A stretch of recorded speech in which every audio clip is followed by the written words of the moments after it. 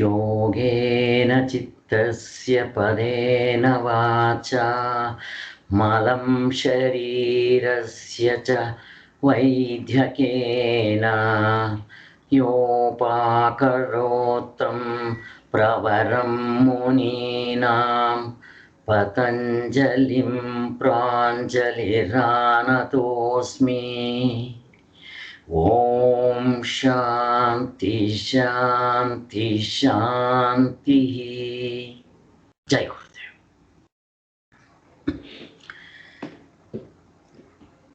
ನಾವಿವತ್ತು ಕಾಯಿಲೆಗಳು ಯಾಕೆ ಬರುತ್ತೆ, ಆ ಕಾಯಿಲೆಗಳು ಆದಷ್ಟು ಪರ್ಮನೆಂಟ್ ಆಗಿ ಬರದೇ ಇರೋ ಹಾಗೆ ಪ್ರಿವೆನ್ಷನ್ ಹೇಗೆ ಮಾಡ್ಕೋಬೇಕು, ಅಥವಾ ಬಂದಿದ್ದರೆ ಅದನ್ನು ಹೇಗೆ ವಾಸಿ ಮಾಡ್ಕೋಬೇಕು ಅನ್ನೋದನ್ನು ಇವತ್ತು ನಾವು ನೋಡಬೇಕಾಗಿದೆ. ಆದರೆ ಒಂದು ಪ್ರಶ್ನೆ ಬರುತ್ತಿಲ್ಲಿ, ಕಾಯಿಲೆಗಳು ಯಾಕೆ ಬರುತ್ತೆ ಅಂತ ಸರ್ ಎಲ್ರಿಗೂ ಗೊತ್ತಿದೆ. ಇವಾಗ ಕೊರೋನಾ ಯಾತಕ್ಕೆ ಬರುತ್ತೆ ಗೊತ್ತು? ಹಾಗಲ್ಲ, ನಮ್ಮ ಕರೋನಾದಲ್ಲ ಪ್ರಾಬ್ಲಮ್ಮು. ಸೊ ಇವತ್ತು ನಮಗೆ ಒಂದು ಓವರ್ ಆಲ್ ಪಿಕ್ಚರ್ ಬರುತ್ತೆ. ಸೊ ನಾನು ಸ್ಕ್ರೀನ್ನ ಶೇರ್ ಮಾಡ್ತಾ ಇರ್ತೀನಿ, ಅಲ್ಲಿ ನಾನು ಕೆಲವು ಚಾರ್ಟ್ಗಳು ತೋರಿಸ್ತಾ ಬರ್ತೀನಿ, ಅವುಗಳು ನೋಡ್ತಾ ನಾನು ಅಲ್ಲೇ ಎಕ್ಸ್ಪ್ಲೈನ್ ಮಾಡ್ತಾ ಬರ್ತೀನಿ.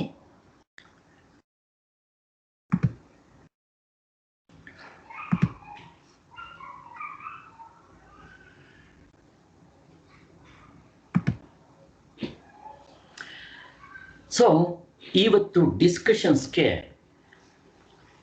ಯೋಗದಲ್ಲಿ ಇಂಟರ್ನ್ಯಾಷನಲ್ ಲೆವೆಲ್ನಲ್ಲಿ ಫೇಮಸ್ ಆಗಿರೋ ಡಾಕ್ಟರ್ ನಾಗೇಂದ್ರ ಅವರು. ಇವರು ನೋಡಿರ್ತೀರ ನೀವು. ಈಗ ಯೋಗ ಅಂತ ಅಂದಿದ ತಕ್ಷಣ ನಮ್ಗೆಲ್ರಿಗೂ ಗೊತ್ತಾಗುತ್ತೆ ಎಲ್ಲಿವರೆಗೂ ಬಂದಿದೆ ಅಂತಂದರೆ ಥ್ರೂ ಔಟ್ ವರ್ಲ್ಡ್. ನಮ್ಮ ನರೇಂದ್ರ ಮೋದಿ ಪ್ರೈಮ್ ಮಿನಿಸ್ಟರ್ ಬಂದಿದ್ದರಿಂದ ಎಲ್ಲ ದೇಶದವರು ಕೂಡ ಯೋಗ ಅಂದರೆ ಏನು, ಇಂಟರ್ನ್ಯಾಷನಲ್ ಯೋಗ ಡೇ ಅಂತ ಮಾಡಿದ್ದಾರೆ. ಸೊ ಇವರು ನಾಗೇಂದ್ರ ಅವರು, ಇವರು ಡಾಕ್ಟ್ರೇಟ್. ಇವರು ಸೈಂಟಿಸ್ಟು, ನಾಸಾದಲ್ಲಿ ಕೆಲಸ ಮಾಡ್ತಾ ಇದ್ದವರು, ಅಮೇರಿಕಾದಲ್ಲಿ ತುಂಬ ವರ್ಷಗಳಿದ್ದವರು.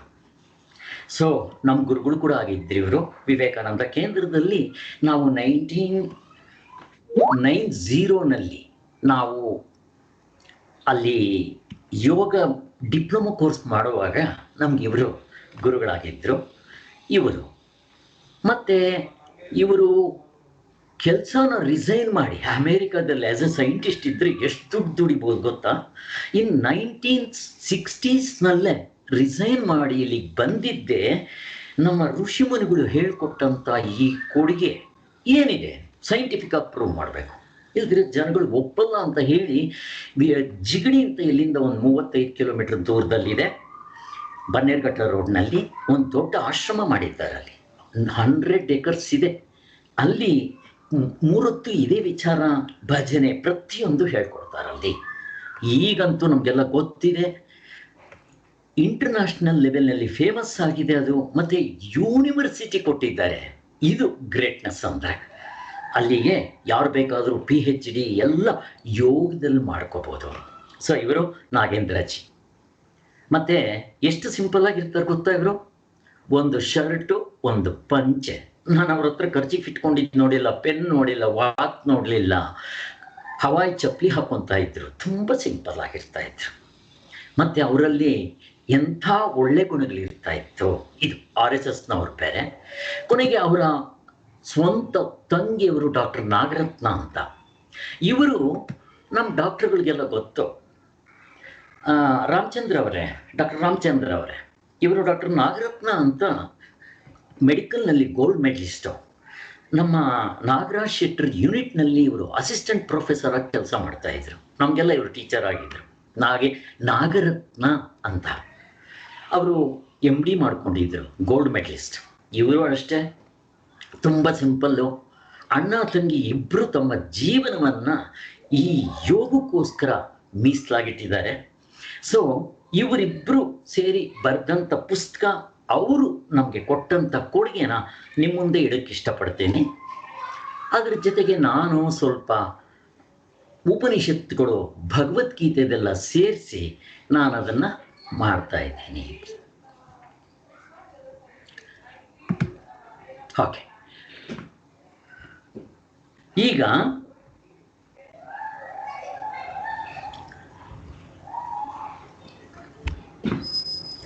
ಆಕ್ಚುಲಿ ಯೋಗ ಅಂತಂದ್ರೆ ಏನು?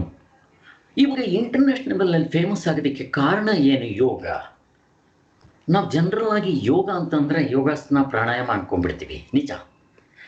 ಅದು ಇವಾಗಲೇ ಪತಂಜಲಿ ಮಹರ್ಷಿಗಳ ಪ್ರಾರ್ಥನೆ ಮಾಡಿದೆ, ಅದರಲ್ಲಿ ಅಷ್ಟಾಂಗ ಯೋಗ ಅಂತ ಹೇಳ್ತೀವಿ. 8 ಮೆಟ್ಟಲುಗಳಿದೆ. ಅದು ಯಮ, ನಿಯಮ, ಆಸನ, ಪ್ರಾಣಾಯಾಮ, ಮಿಕ್ಕಿರೋದು ಪ್ರತ್ಯಾಹಾರ, ಧಾರಣ, ಧ್ಯಾನ, ಸಮಾಧಿ, ಕೊನೆಗೆ ಮೋಕ್ಷ ಅಂತಾನು ಹೇಳ್ತಾರೆ. ಅದಿರಲಿ, ನಮಗೆ ಬೇಕಾಗಿರೋದಿಲ್ಲಿ ಇವುಗಳನ್ನೆಲ್ಲ ಸೇರಿಸ್ಕೋಬೇಕಾಗತ್ತೆ. ಮತ್ತಿನ್ನೊಂದು, ಯೋಗ ಯಾಕೆ ಅಷ್ಟೊಂದು ಫೇಮಸ್ ಆಗಿದೆ ಅಂದರೆ, ಯಾರು ಎನರ್ಜೆಟಿಕ್ ಆಗಿ, ಆಕ್ಟಿವ್ ಆಗಿ, ಎಂಥೂಸಿಯಸ್ಟಿಕ್ ಆಗಿ, ಹೆಲ್ತಿಯಾಗಿ ಇರಬೇಕು ಅಂತ ಆಸೆ ಪಟ್ಟರೆ ಯೋಗ ಕಲೀರಿ. ನೋಡ್ರಿ ಹೇಗಿದೆ ಇಂಟರ್ನ್ಯಾಷನಲ್ ಲೆವೆಲ್ನಲ್ಲಿ ಯೋಗ. ಎಲ್ಲ ಸ್ಕೂಲುಗಳು, ಕಾಲೇಜ್ಗಳಲ್ಲಿ ಯೋಗ ಕಂಪಲ್ಸರಿ ಮಾಡ್ತಾ ಇದ್ದಾರೆ. ನೀವು ಯಾವುದೇ ಸ್ಪೋರ್ಟ್ಸ್ ಫೀಲ್ಡ್ ತಗೊಳ್ಳಿ, ಅವ್ರಿಗೆ ಯೋಗ ಕಂಪಲ್ಸರಿ ಮಾಡ್ತಾರೆ. ಯಾಕೆ ಗೊತ್ತಾ? ಯೋಗದಲ್ಲಿ ಅಷ್ಟು ಬೆನಿಫಿಟ್ಸ್ ಇದೆ. ಎಲ್ಲ ಫೀಲ್ಡ್ಗೂ ಇದನ್ನು ಅಡಾಪ್ಟ್ ಮಾಡ್ಕೋಬಹುದು. ಅದಕ್ಕೋಸ್ಕರ ಮತ್ತೆ ಯಾರಿಗೆ ನೋಡೋದಕ್ಕೆ ಸೌಂದರ್ಯ ಇರಬೇಕು, ದೇಹನ ದಷ್ಟಪುಷ್ಟಿಯಾಗಿ ಇಟ್ಕೋಬೇಕು, ಆರೋಗ್ಯವಾಗಿ ಇಟ್ಕೋಬೇಕು, ಹೆಲ್ತಿಯಾಗಿ ಇಟ್ಕೋಬೇಕು ಅಂದರೆ ಯೋಗ. ಬ್ಯೂಟಿ ಬೇಕು, ಯೋಗ. ಕಾಯಿಲೆಗಳು ವಾಸಿ ಮಾಡ್ಕೋಬೇಕು, ಯೋಗ. ನನ್ನ ಮನಸ್ಸಿಗೆ ಸಮಾಧಾನ ಇಲ್ಲ, ಯೋಗ. ನನಗೆ ದೇವರು ಬೇಕು, ಮೋಕ್ಷ ಬೇಕು, ಯೋಗ. ನೋಡ್ರಿ ಹೇಗಿದೆ. ಈಗ ಎಲ್ಲ ಡಾಕ್ಟರ್ಗಳು ಕೂಡ ವಾಸಿ ಮಾಡೋಕ್ಕಾಗಲ್ಲ ನಮ್ಮ ಕಾಯಿಲೆಗಳು. ಕೆಲವು ಸೈಕೋಸೊಮ್ಯಾಟಿಕ್ ಎಲಿಮೆಂಟ್ಸ್ ಅಂತೀವಿ. ಏನು ಹೇಳ್ತಾರೆ ಇವಾಗ? ಔಷಧಿಗಳು ಕೊಡ್ತಾರೆ. ನೋಡ್ರಿ, ಈ ಔಷಧಿ ನೀವು ತಗೊಳ್ಳಿ, ಆದರೆ ಯೋಗ ಪ್ರಾಕ್ಟೀಸ್ ಮಾಡಿ. ನೋಡ್ರಿ ಎಷ್ಟು ಚೆನ್ನಾಗಿದೆ. ಯಾಕೆ ಅಂತಂದರೆ, ಯೋಗದಲ್ಲಿ the basic for an integrated approach in yoga therapy, ಎಲ್ಲ ಕಾಯಿಲೆಗಳು ಕೂಡ ನಾವು ನಿಜವಾಗ್ಲೂ ಟ್ಯಾಕಲ್ ಮಾಡ್ಬೋದು. ಆದ್ದರಿಂದ ಇವತ್ತು ಯೋಗ ಅಂದರೆ ಏನು, ನಮಗೆ ಇಂಪಾರ್ಟೆಂಟ್ ಬೇಕಾಗಿರೋದು ಕಾಯಿಲೆಗಳು. ಅದನ್ನು ನೋಡೋಣ. ಇಷ್ಟು ಮಾತ್ರ ಅಲ್ಲ, ಕಾಯಿಲೆಗಳು ಎಲ್ಲಿ ಎಷ್ಟು ಲೆವೆಲ್ಲು ನಮಗೆ ಗೊತ್ತಿರೋದು ಒಂದೇ, ನಮ್ಮ ಡಾಕ್ಟರ್ಗಳಿಗೆಲ್ಲ ಗೊತ್ತಿರೋದು ಒಂದೋ ಎರಡೋ. ಏನು ಗೊತ್ತಿರೋದು? ಅಟ್ಟಿ ಲೆವೆಲ್. ಅದನ್ನು ನಾನು ಡೆಫಿನೇಷನ್ ಹೇಳ್ತೀನಿ, ನಮಗೆ ಅರ್ಥ ಆಗುತ್ತೆ. ಸೊ ಹಾಗೆ ಬಂದರೆ, ನಮ್ಮ ವರ್ಲ್ಡ್ ಹೆಲ್ತ್ ಆರ್ಗನೈಸೇಷನ್ನಲ್ಲಿ ಯೋಗದ ಡೆಫಿನೇಷನ್, ಯೋಗಕ್ಕೆ ಏನಂತ ಹೇಳ್ತಾರೆ?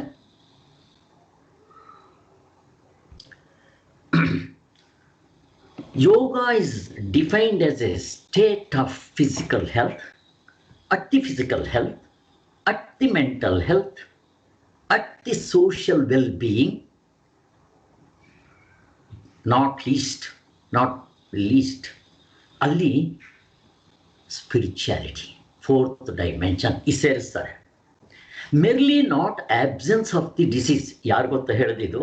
ವರ್ಲ್ಡ್ ಹೆಲ್ತ್ ಆರ್ಗನೈಸೇಷನ್ ಅವರು ನಮ್ಮ ಹೆಲ್ತ್ನ ಡಿಫೈನ್ ಮಾಡೋದು ಹೀಗೆ. ಅಂದರೆ ನಾವು ಫಿಸಿಕಲ್ ಆಗಿ ಹೆಲ್ತಿ ಆಗಿರಬೇಕು. ಒಂದು, ಬರೀ ಫಿಸಿಕಲ್ ಹೆಲ್ತಿ ಇದ್ದಿದ್ರೆ ನಮಗೆ ವಿಕ್ಟೋರಿಯಾ ಹಾಸ್ಪಿಟ್ಲು, ಬೋರಿಂಗ್ ಹಾಸ್ಪಿಟ್ಲ್ ಸಾಕಾಗಿತ್ತು. We are not only the physical faculty, we are mental faculty also. ಅದಕ್ಕೆ ನಮಗೆ ಮೆಂಟಲ್ ಹಾಸ್ಪಿಟ್ಲ್ ಅಂತಿದೆ. ಅಲ್ಲಿಗೇನಾಯಿತು, ಮೆಂಟಲ್ ಕೂಡ ನಮ್ಮ ಆರೋಗ್ಯ ಚೆನ್ನಾಗಿರಬೇಕು. ನೋಡ್ರಿ ಎಲ್ಲಿಗೆ ಬಂದರು ಸೈಂಟಿಸ್ಟ್ಗಳು ಹೇಳೋದಿದು. ಈಗ ಹೆಲ್ತ್ ಅಂದರೆ ಡಿಫೈನ್ ಮಾಡೋದು ಅಷ್ಟಕ್ಕೆ ಮಾತ್ರ ಬಿಡಲಿಲ್ಲ, ಸೋಷಿಯಲ್ ವೆಲ್ ಬೀಯಿಂಗ್. ಏನಿದು ಸೋಷಿಯಲ್ ವೆಲ್ ಬೀಯಿಂಗು? ಪೇಷಂಟ್ಗಳು ಆಸ್ಪತ್ರೆಯಲ್ಲಿ ಇರ್ತಾರೆ, ಕೆಲವರು ಕಳ್ತನ ಮಾಡಿದವರು, ಸುಳ್ಳು ಹೇಳಿದವರು, ಮೋಸ, ವಂಚನೆ, ಕಪಟ, ಹಿಂಸೆ ಮಾಡಿದವರು, ಕೊಲೆ ಮಾಡಿದವರು ಜೈಲಲ್ಲಿರ್ತಾರೆ. ಯಾಕೆ? ಅವರು ಸೆಲ್ನಲ್ಲಿರ್ತಾರೆ. ಅದೊಂಥರ ರೋಗ. ಏನದು? ಸೋಷಿಯಲ್ ವೆಲ್ ಬೀಯಿಂಗ್ ಇಲ್ಲ. ನೋಡ್ರಿ, ಹೆಲ್ತ್ ಇರಬೇಕಾದ್ರೆ ಸೋಷಿಯಲ್ ವೆಲ್ ಬೀಯಿಂಗ್ ಇರಬೇಕು. ಇಲ್ಲಿ ರೂಲ್ಸ್ ಆ್ಯಂಡ್ ರೆಗ್ಯುಲೇಷನ್ಸ್. ಆಮೇಲೆ 4ನೇ ಡೈಮೆನ್ಷನ್ ಇಲ್ಲಿಗೆ ನಿಂತ್ಕೊಂಡ್ಲಿಲ್ಲ. ನಮ್ಮ ಸೈನ್ಸ್ ಮುಂದೆ ಬರುತ್ತೆ ಹಾಗೆಲ್ಲ 4th ಡೈಮೆನ್ಷನ್ ಹೇಳ್ತಾರೆ, ಅಟ್ ದಿ ಸ್ಪಿರಿಚುವಲ್ ಲೆವೆಲ್. ಇದು ಎಷ್ಟು ಚೆನ್ನಾಗಿದೆ ನೋಡ್ರಿ. ಸೈನ್ಸ್ ಹಾಗೆ ಬರ್ತಾ ಇದೆ. ಆದರೆ ಕೋಟಿ ಕೋಟಿ ವರ್ಷಗಳ ಹಿಂದೆ ನಮ್ಮ ಋಷಿ ಮುನಿಗಳು ಮೊದಲೇ ಬರೆದಿಟ್ಟಿದ್ರು. ಸಂಸ್ಕೃತ್ನಲ್ಲಿ ಇದಿದೆ. ಅವರು ಯಾರು ಈ ಡೆಫಿನೇಷನ್ ಮೀರಕ್ಕೆ ಬರೋದಿಲ್ಲ. ಅದರಲ್ಲಿ ಕ್ಲೀನಾಗಿ ಹೇಳ್ತಾರೆ, ನಮ್ಮ ದೇಹ ಆರೋಗ್ಯವಾಗಿರಬೇಕು, ಮನಸ್ಸು ಆರೋಗ್ಯವಾಗಿರಬೇಕು, ನಮ್ಮ ಇಮೋಷನಲ್ ಆರೋಗ್ಯವಾಗಿರಬೇಕು, ಜೊತೆಗೆ ಸ್ಪಿರಿಚುವಲ್ ಅಂತಾರೆ. ನಮಗೆ ಗೊತ್ತದು, ಫಾರಿನರ್ಸ್ ಗೊತ್ತಿಲ್ಲ. ಭವರೋಗ, ಅಲ್ಲಿಗೆ ಕಾಯಿಲೆಗಳು 3 ಲೆವೆಲ್ನಲ್ಲಿ ಬರುತ್ತೆ ಅಂತ ಹೇಳ್ಬೋದು. At the physical level, at the mental level, at the spiritual level. ಅದನ್ನು ನೋಡೋಣ ಇವಾಗ. ಸೊ ನೆಕ್ಸ್ಟ್ ಮುಂದಕ್ಕೆ ಹೋಗೋಣ. ಹಾಗೆ ಅರವಿಂದರು ಅಂತ ನಮಗೆಲ್ಲ ಗೊತ್ತು, ಅವರು ಋಷಿಗಳೇ. ಅರವಿಂದ ಆಶ್ರಮ ಅಂತ ಬರುತ್ತೆ. ಅವರು ಹೆಲ್ತ್ನ ಡಿಫೈನ್ ಮಾಡೋದು ನೋಡ್ರಿ ಹೇಗೆ ಮಾಡ್ತಾರೆ ಅವ್ರು ಹೇಳೋದು ಕಾನ್ಸೆಪ್ಟ್ ಆಫ್ ಹೆಲ್ತ್ ಅಂದರೆ ಏನು ಅಂತ. ಈ ನಾನು ಚಾರ್ಟ್ ತೋರಿಸ್ತಾ ಇದ್ದೆ, ಎಲ್ರಿಗೂ ಕಾಣಿಸ್ತಾ ಇದೆಯಾ ಚಾರ್ಟು? ಐ ಆಮ್ ಸಾರಿ, ನಿಮ್ಮನ್ನು ಕೇಳಲೇ ಇಲ್ಲ. ಯಾರಾದರೂ ಒಬ್ರು ಹೇಳಬೇಕು. ಗಿರಿ, ಹಲೋ ಗಿರಿ. ಓಕೆ, ಮತ್ತೆ ಎಲ್ಲ ಸ್ಪಷ್ಟವಾಗಿ ಕೇಳ್ತಾ ಇದೆಯಾ? ಕೇಳಿಸ್ತಾ ಇದೆ.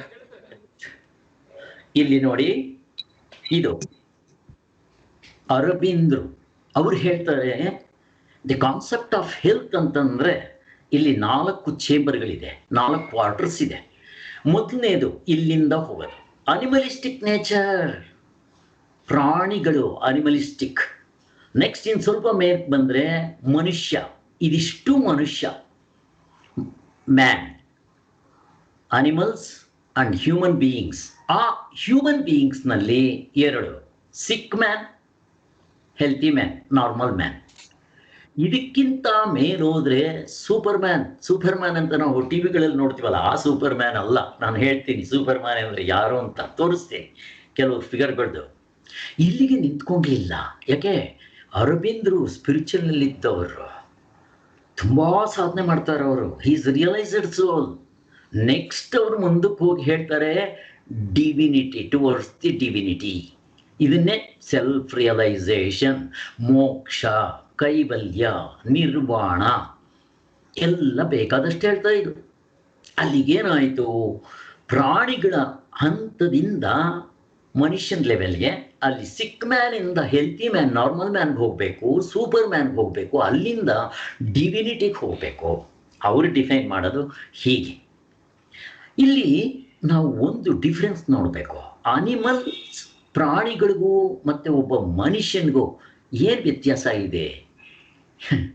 ನಿಜವಾಗ್ಲೂ ನಮ್ಗೆ ಇವಾಗ ಏನು ವ್ಯತ್ಯಾಸನೇ ಇಲ್ಲ. ಯಾಕೆ ಗೊತ್ತಾ? ಇದು ಶಾಸ್ತ್ರ ಹೇಳೋವರೆಗೂ ಗೊತ್ತಿಲ್ಲ. ಇವೆಲ್ಲ ಡಾಕ್ಟರ್ಗಳು ಹೇಳಕ್ಕೆ ಬರೋಲ್ಲ, ಸೈಂಟಿಸ್ಟ್ಗಳು ಯಾರಿಗೂ ಹೇಳಕ್ಕೆ ಬರೋಲ್ಲ. ಈಗ ಪ್ರಾಣಿಗಳು ನಾವು ಏನಪ್ಪ ಮಾಡ್ತಾ ಇದ್ದೀವಿ? ಹುಟ್ಟುತ್ತೀವಿ, ಅವು ಹುಟ್ಟುತ್ತೆ. ಮಕ್ಕಳನ್ನ ಹಾಕ್ತೀವಿ, ಅವು ಹಾಕುತ್ತೆ. ಆಹಾರಕ್ಕೋಸ್ಕರ ಪ್ರಯತ್ನ ಮಾಡುತ್ತೆ, ನಾವು ಮಾಡ್ತೀವಿ. ಅವಕ್ಕೂ ಭಯ ಎಲ್ಲ ಇದೆ, ನಮಗೂ ಭಯ ಇದೆ. ಈಗ ಏನು ನಾವು ಗ್ರೇಟ್ ಆದ್ವಿ ಪ್ರಾಣಿಗಳಿಗಿಂತ. ನಾಯಿ ಹುಟ್ಟಿದ್ರು ಅವು ಇಷ್ಟು ಮಾಡೇ ಮಾಡುತ್ತೆ, ನಮ್ದೇನು ದೊಡ್ಡತನ? ಹಾಗಾದರೆ ಮನುಷ್ಯ ಅಂತಂದಮೇಲೆ ಮನುಷ್ಯ, ಮನಸ್ಸಿರೋನು, ವಿವೇಕ ಇರೋನು, ಇದು ಗ್ರೇಟ್ನೆಸ್. ದೇವರು ಮನುಷ್ಯನಿಗೆ ಒಂದು ವಿವೇಕ ಬುದ್ಧಿ ಕೊಟ್ಟಿದ್ದಾನೆ. ಏನದು ವಿವೇಕ? ನಾನು ಯಾರು, ನಾನು ಯಾತಕ್ಕೆ ಹುಟ್ಟಿದ್ದೀನಿ, ಸತ್ರೆ ಎಲ್ಲಿ ಹೋಗ್ತೀನಿ, ಏನಾದರೂ ಪುನರ್ಜನ್ಮಗಳು ಉಂಟಾ, ಇವುಗಳ ಬಗ್ಗೆ. ಎಲ್ಲದಕ್ಕಿಂತ ಹೆಚ್ಚಾಗಿ ನೋಡ್ರಿ, ಪ್ರಾಣಿಗಳು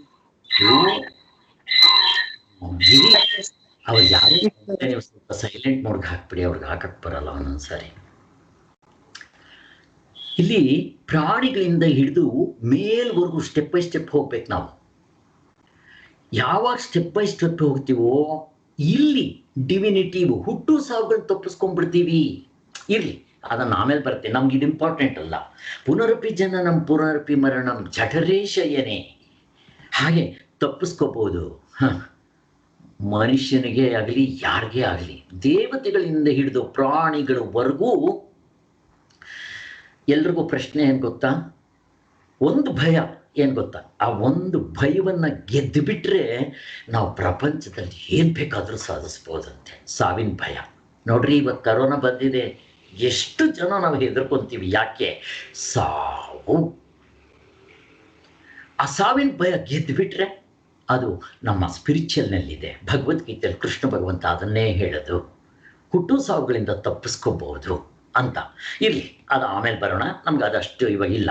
ಎಲ್ಲದಕ್ಕಿಂತ ಹೆಚ್ಚಾಗಿ ನಾನು ಹುಟ್ಟು ಸಾವುಗಳು ತಪ್ಪಿಸ್ಕೊಂಡು ನನಗೇನು ಲಾಭ ಇದೆ ಸ್ವಾಮಿ? ಹುಟ್ಟು ಬಂದ್ರೆ ನನಗೇನಾಗಬೇಕು? ಎಂತೆಂಥ ಪಿಕ್ಚರ್ ಬರ್ತಾ ಇದೆ, ಅದು ನೋಡೋದಕ್ಕೆ ಇರ್ಬೇಕು ಅನ್ಸುತ್ತೆ. అమ్మ ఎక్సర్సైజ్ చేస్తా ఉంటారు అక్కడే ఆటాడಲ್ಲ అక్కడే హాల్. ಅವ್ರನ್ನೆಲ್ಲ ಸ್ವಲ್ಪ ಸೈಲೆಂಟ್ ಮೋಡ್ಗೆ ಹಾಕಪ್ಪ.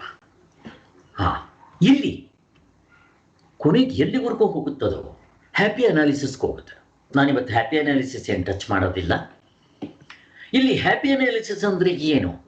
ದೇವತೆಗಳಿಂದ ಹಿಡಿದು ಈವನ್ ಪ್ರಾಣಿಗಳವರೆಗೂ, ಮನುಷ್ಯರು ಅದರಲ್ಲಿ ಸೇರಿ ಇರ್ತಾರೆ.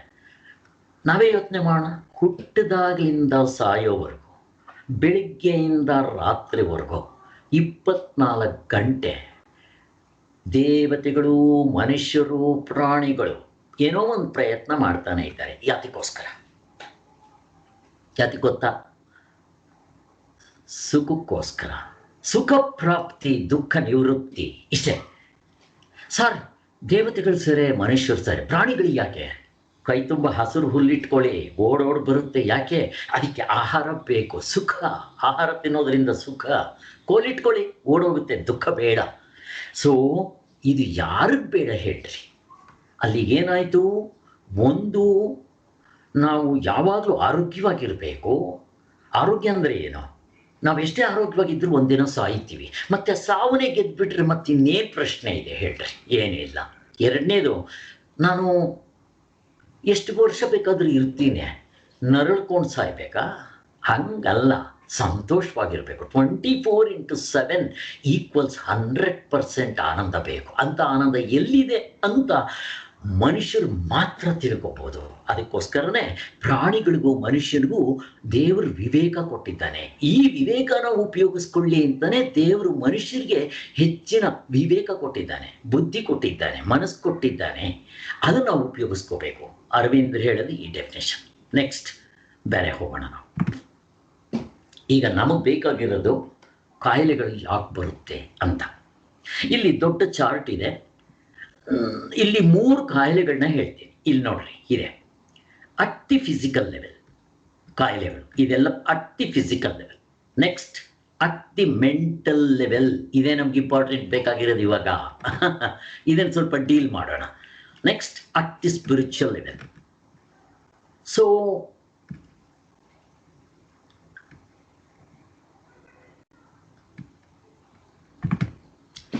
ಸೊ ನಮಗೆ ಗೊತ್ತಿದ್ದಂಗೆ 3 ಥರ ಕಾಯಿಲೆಗಳಿದೆ ಅಂತಾಯಿತು.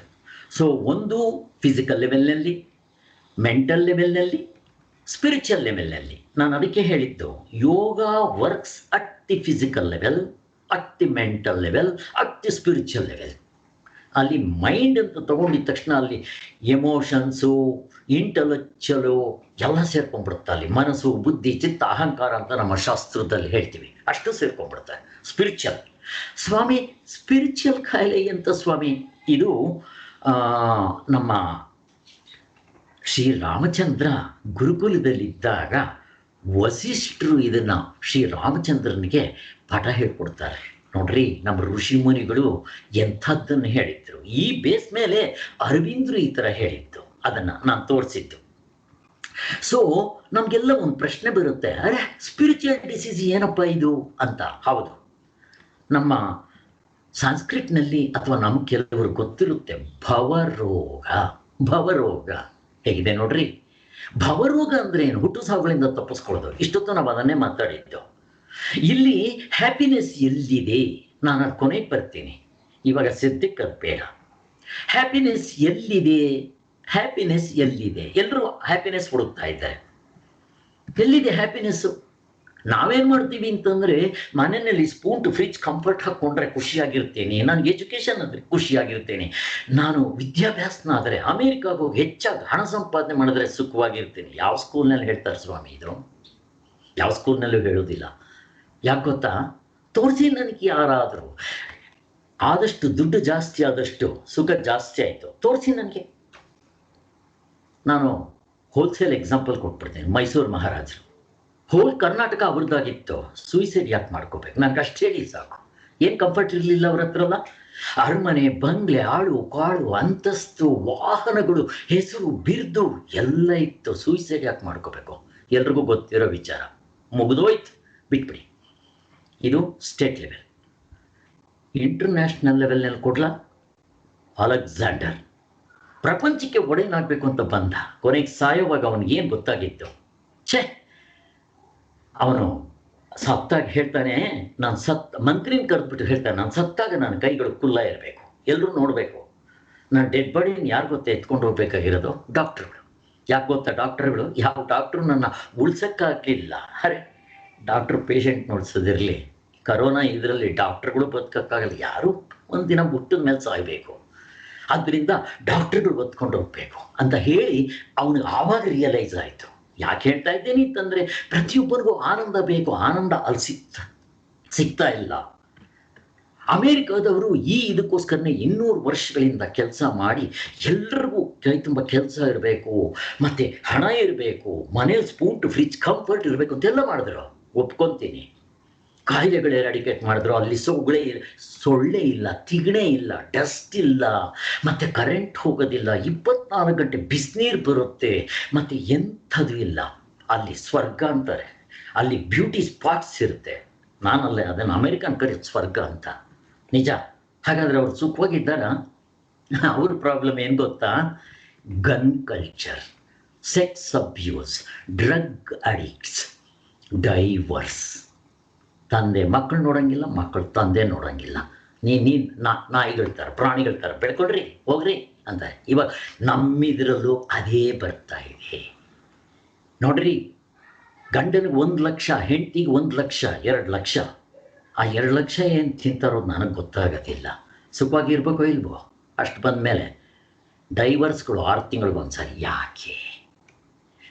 ದೇವರು, ದಿಂಡ್ರು, ನ್ಯಾಯ, ಧರ್ಮ, ನೀತಿ, ರೂಲ್ಸ್ ಆ್ಯಂಡ್ ರೆಗ್ಯುಲೇಷನ್ಸ್. ನಾನು ಮೊದಲೇ ಹೇಳಿದ್ನಲ್ಲ, ಆ ರೂಲ್ಸ್ ಆ್ಯಂಡ್ ರೆಗ್ಯುಲೇಷನ್ ಏನು ಆಮೇಲೆ ನೋಡೋಣ. ನಮ್ಮದು ಟಾಪಿಕ್ ಇವತ್ತಿದಲ್ಲ.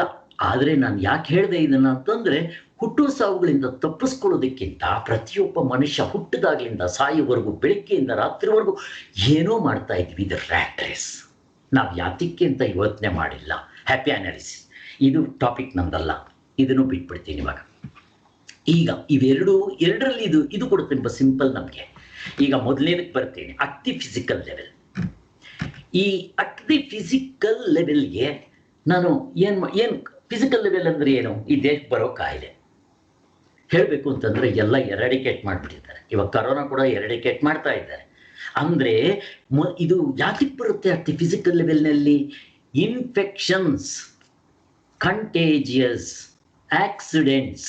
ಇದರಿಂದ ಇನ್ಫೆಕ್ಷನ್ ಅಂದರೆ ನಮಗೆ ಗೊತ್ತು, ಬ್ಯಾಕ್ಟೀರಿಯಾ ಇರ್ಬೋದು, ವೈರಸ್ ಇರ್ಬೋದು, ಫಂಗಸ್ ಇರ್ಬೋದು, ಅಥವಾ ವರ್ಮ್ಸ್ ಇರ್ಬೋದು, ಏನಾದರೂ. ಈಗ ಎಲ್ಲ ಕಾಯಿಲೆಗಳಿಗೂ ವ್ಯಾಕ್ಸಿನೇಷನ್ ಇದೆ. ಎಲ್ಲ ಕಾಯಿಲೆಗಳನ್ನ ಬೇರೆ ಸಮೇತ ಕಿತ್ತಾಕ್ಬಿಟ್ಟಿದ್ದೀವಿ ನಾವು. ನೋಡ್ರಿ ಎಷ್ಟು ಚೆನ್ನಾಗಿದೆ. ಹಿಂದೆ ನಾವು ಮೆಡಿಕಲ್ ಆವಾಗ ತಾನೇ ಮುಗಿಸ್ಕೊಂಡ್ಬಂದಾಗ, ನಾನು ಹೇಳೋದು 35 ವರ್ಷದಿಂದ, ಕೆಲವು ಊರುಗಳಲ್ಲಿ ಬೋರ್ಡ್ ಬರೀತಾ ಇದ್ರು, ಯಾರಾದರೂ ಸ್ಮಾಲ್ ಪಾಕ್ಸು ಅಥವಾ ತೋರಿಸಿದ್ರೆ ಅವರಿಗೆ 10,000 ಬಹುಮಾನ. ಅದರ ಅರ್ಥ ಏನು? ಯಾವ ಒಂದು ಸಿಂಗಲ್ ಕೇಸ್ ಇಲ್ಲ. ಎರಾಡಿಕೇಟ್ ಮಾಡಿಬಿಟ್ಟಿದ್ವಿ, ಬೇರೆ ಸಮೇತ ಕಿತ್ತಾಕ್ಬಿಟ್ಟಿದ್ವಿ. ಆ ಕಾಯಿಲೆಗಳಿಲ್ಲ. ಈವನ್ ಪೋಲಿಯೋ ಎಲ್ಲ ಕೂಡ ವ್ಯಾಕ್ಸಿನೇಷನ್ ಬಂದಿದೆ. ಇದರಲ್ಲಿ ನಾವು ಗೆದ್ದಿದ್ದೀವಿ. ಏನಂತ ಸೈಂಟಿಸ್ಟ್ಗಳು ಹೆಲ್ಪ್ ಮಾಡಿ ಆಗಿದೆ. ಸೊ ಇದನ್ನು ನಾನೇನು ಟ್ಯಾಕಲ್ ಮಾಡೋಕ್ಕೆ ಹೋಗೋದಿಲ್ಲ. ಯಾಕೆ? ಕಾಲರಾ ಇಲ್ಲ, ಪ್ಲೇಗ್ ಇಲ್ಲ, ಟೈಫಾಯ್ಡ್ ಇಲ್ಲ, ಮಲೇರಿಯಾ ಇಲ್ಲ. ಮಲೇರಿಯಾ ಇದೆ, ಇವಾಗಲೂ ಇರಲಿ. ಆದರೆ ಅದೇ ರೀತಿ ಈಗ ಕರೋನಾ ಬಂದಿದೆ. ಕರೋನಾ ವೈರಸ್ ವ್ಯಾಕ್ಸಿನೇಷನ್ ಕಂಡುಹಿಡಿದಿದ್ದಾರೆ. ಇನ್ನು ಕೆಲವು ದಿನ ಆದಮೇಲೆ ಅದು ಇರೋದಿಲ್ಲ, ಎಲ್ಲ ಎರಾಡಿಕೇಟ್ ಆಗಿಬಿಡುತ್ತೆ. ನನ್ನ ಪ್ರಶ್ನೆ ಇದಲ್ಲ, ಇದು ಅಲ್ಲ. ಇದಕ್ಕೆ ನಾವು ನಮ್ಮ ಋಷಿಮುನಿಗಳು ಏನು ಹೇಳ್ತಾರೆ ಗೊತ್ತಾ? ಆಗಿನ ಕಾಲದಲ್ಲಿ ವಸಿಷ್ಠರು ಹೇಳೋದು ಮಣಿ ಮಂತ್ರ ಔಷಧ. ನೋಡ್ರಿ ಎಷ್ಟು ಚೆನ್ನಾಗಿದೆ ಇದು, ಮಣಿ ಮಂತ್ರ ಔಷಧ. ಹಿಂದಿನ ಕಾಲದಲ್ಲಿ ಮಣಿ ಅಂತ ಹೇಳ್ತಾ ಇದ್ರು. ನಾನು ಸಮಯ ಇಲ್ಲದೆ ಇರೋದ್ರಿಂದ ಇದನ್ನು ಡೀಟೇಲ್ ಆಗಿ ಹೋಗೋದಿಲ್ಲ. ಮಂತ್ರ, ಕೆಲವು ಸಾರಿ ಈ ಸ್ಪ್ರೈನ್ ಆದರೆ ಮಂತ್ರ ಹಾಕ್ತಾ ಇದ್ರು ಹಳ್ಳಿಗಳಲ್ಲಿ, ಅವು ಬಿಟ್ಬೇಡ. ತಿರ್ಗಾ ಔಷಧ, ಆಯುರ್ವೇದ ಆಗ್ಬೋದು, ಆಲೋಪತಿ ಆಗ್ಬೋದು, ಹೋಮಿಯೋಪತಿ ಆಗ್ಬೋದು, ಅಥವಾ ನೇಚುರೋಪತಿ. ನೀವು ಯಾವುದೋ ಒಂದು ಪತಿ, ನಾನು ಅದ್ರ ಜೊತೆಗೆ ಇನ್ನೊಂದು ಪತಿ ಸೇರಿಸಿದ್ದೀನಿ, ಜಪೋಪತಿ. ನೀವು ಜಪ ಮಾಡಿ, ನಿಮ್ಮ ಆರೋಗ್ಯಗಳು ಸೇರೋಗುತ್ತೆ ನಿಜವಾಗ್ಲೂ. ನನಗೆ ಸಮಯ ಇರೋದ್ರಿಂದ ನಾನು ಇದನ್ನು ಡೀಲ್ ಮಾಡೋಕ್ಕೆ ಬರೋಲ್ಲ, ಯಾಕೆಂದ್ರೆ ನಾನು ಇಷ್ಟರಲ್ಲೇ ಇವತ್ತು ಟಾಪಿಕ್ ಮುಗಿಸ್ಬೇಕು. ನಮ್ಗೆ ಇಂಪಾರ್ಟೆಂಟ್ ಆಗಿರೋದು ಇಲ್ಲಿಗೆ ಬರ್ತೀವಿ ನೋಡ್ರಿ, ಇಲ್ಲಿ ಬರ್ತೀವಿ. ಇದನ್ನೇನಂತೀವಿ? At the mental level. ಈಗ ಮೋಕ್ಷ ಗೀಕ್ಷ ನಮ್ಗೇನು ಬೇಡ, ಬಿಟ್ಬಿಟ್ವಿ. ಫಿಸಿಕಲ್ ಲೆವೆಲ್ನಲ್ಲಿ ವ್ಯಾಕ್ಸಿನೇಷನ್ಸು, ಆ್ಯಂಟಿಬಯೋಟಿಕ್ಸು ಎಲ್ಲ ಬಂದು ಕಂಟ್ರೋಲ್ ಆಗಿಬಿಟ್ಟಿದೆ. ಈಗ ನಮಗಿರೋ ಪ್ರಾಬ್ಲಮ್ ಏನು? ಹಿಂದಿನ ಕಾಲದಲ್ಲಿ ಕಾಯಿಲೆಗಳು ಇರ್ತಾ ಇರಲಿಲ್ಲ, ಸಾಯೋ ಸಮಯಕ್ಕೆ ಸಕ್ಕರೆ ಕಾಯಿಲೆ ಬರ್ತಾ ಇತ್ತು. 1 ವರ್ಷನೇ 2 ವರ್ಷದ ಕೊನೆಯಲ್ಲಿ ಬರಲಿ ಬಿಡು ಅಂತ ಅಂದ್ಬಿಟ್ಟು ಎಲ್ಲ ತಿಂತಾ ಇದ್ರು, ಹೋಗ್ತಾ ಇತ್ತು. ಇವಾಗ ಮದುವೆ ಆಗಿರಲ್ಲ 25 ವರ್ಷ 30 ವರ್ಷ ಸಕ್ಕರೆ ಕಾಯಿಲೆ, ಬ್ಲಡ್ ಪ್ರೆಷರು, ಹಾರ್ಟ್ ಅಟ್ಯಾಕು ಏನು ಕಡಿಮೆ ಇದೆ ಇವಾಗ. ಸೊ ನನ್ನ ಪ್ರಾಬ್ಲಮ್ ಇಲ್ಲಿ, ಎಲ್ಲರಿಗೂ ಇವಾಗ ಇರೋ ಪ್ರಾಬ್ಲಮ್ ಇದು. ಇದಕ್ಕೇನಂತೀವಿ ನಾವು? ಇದಕ್ಕೆ ಮನಸ್ಸಿಗೆ ಸಂಬಂಧಪಟ್ಟಂಥ ಕಾಯಿಲೆ ಏನಂತಾರೆ? ಇದಕ್ಕೆ ಸೈಕೋಸೊಮ್ಯಾಟಿಕ್ ಎಲಿಮೆಂಟ್ಸ್ ಅಂತಾರೆ. ಸೈಕೋಸೊಮ್ಯಾಟಿಕ್ ಎಲಿಮೆಂಟ್ಸ್ ಅಂದರೆ ಏನು? ಎಷ್ಟು ಚೆನ್ನಾಗಿದೆ ನೋಡ್ರಿ. ಸೈಕೋ ಅಂದರೆ ಏನು? ಮನಸ್ಸು, ಸೈಕಿಕ್. ಸೊಮ್ಯಾಟಿಕ್ ಅಂದ್ರೆ ಏನು? ಈ ದೇಹದ ಮೇಲೆ ಆಗೋ ಪರಿಣಾಮ. ಮನಸ್ಸಿನಿಂದ ದೇಹದ ಮೇಲೆ ಆಗೋ ಪರಿಣಾಮಕ್ಕೆ ಸೈಕೋಸೊಮ್ಯಾಟಿಕ್ ಎಲಿಮೆಂಟ್ಸ್ ಅಂತ ಹೇಳ್ತಾರೆ. ನಮ್ಮ ಕನ್ನಡದಲ್ಲಿ ಒಂದು ಹೇಳಿದ್ರೆ ನಿಮ್ಗೆ ಚೆನ್ನಾಗಿ ಅರ್ಥ ಆಗುತ್ತೆ. ಎಷ್ಟು ಚೆನ್ನಾಗಿಟ್ಟಿದ್ದಾರೆ ನಮ್ಮ ಋಷಿ ಮುನಿಗಳು ನೋಡ್ರಿ, ಯಾರೂ ಬದಲಾಯಿಸೋಕ್ಕಾಗಲ್ಲ. ಅಪ್ರಿಷಿಯೇಟ್ ಮಾಡಬೇಕು ಋಷಿ ಮುನಿಗಳನ್ನ. ಅದಕ್ಕೆ ಋಷಿ ಮುನಿಗಳು ಏನು ಹೇಳ್ತಾರೋ ಕಣ್ಣು ಮುಚ್ಕೊಂಡು ನಂಬಬೇಕು. ಯಾಕೆ ಗೊತ್ತಾ? ಆವಾಗಲೂ ಸತ್ಯ, ಈಗಲೂ ಸತ್ಯ, ಇನ್ನು ಕೋಟಿ ವರ್ಷ ಹೋಗಲಿ ಸತ್ಯವಾಗಿರುತ್ತೆ.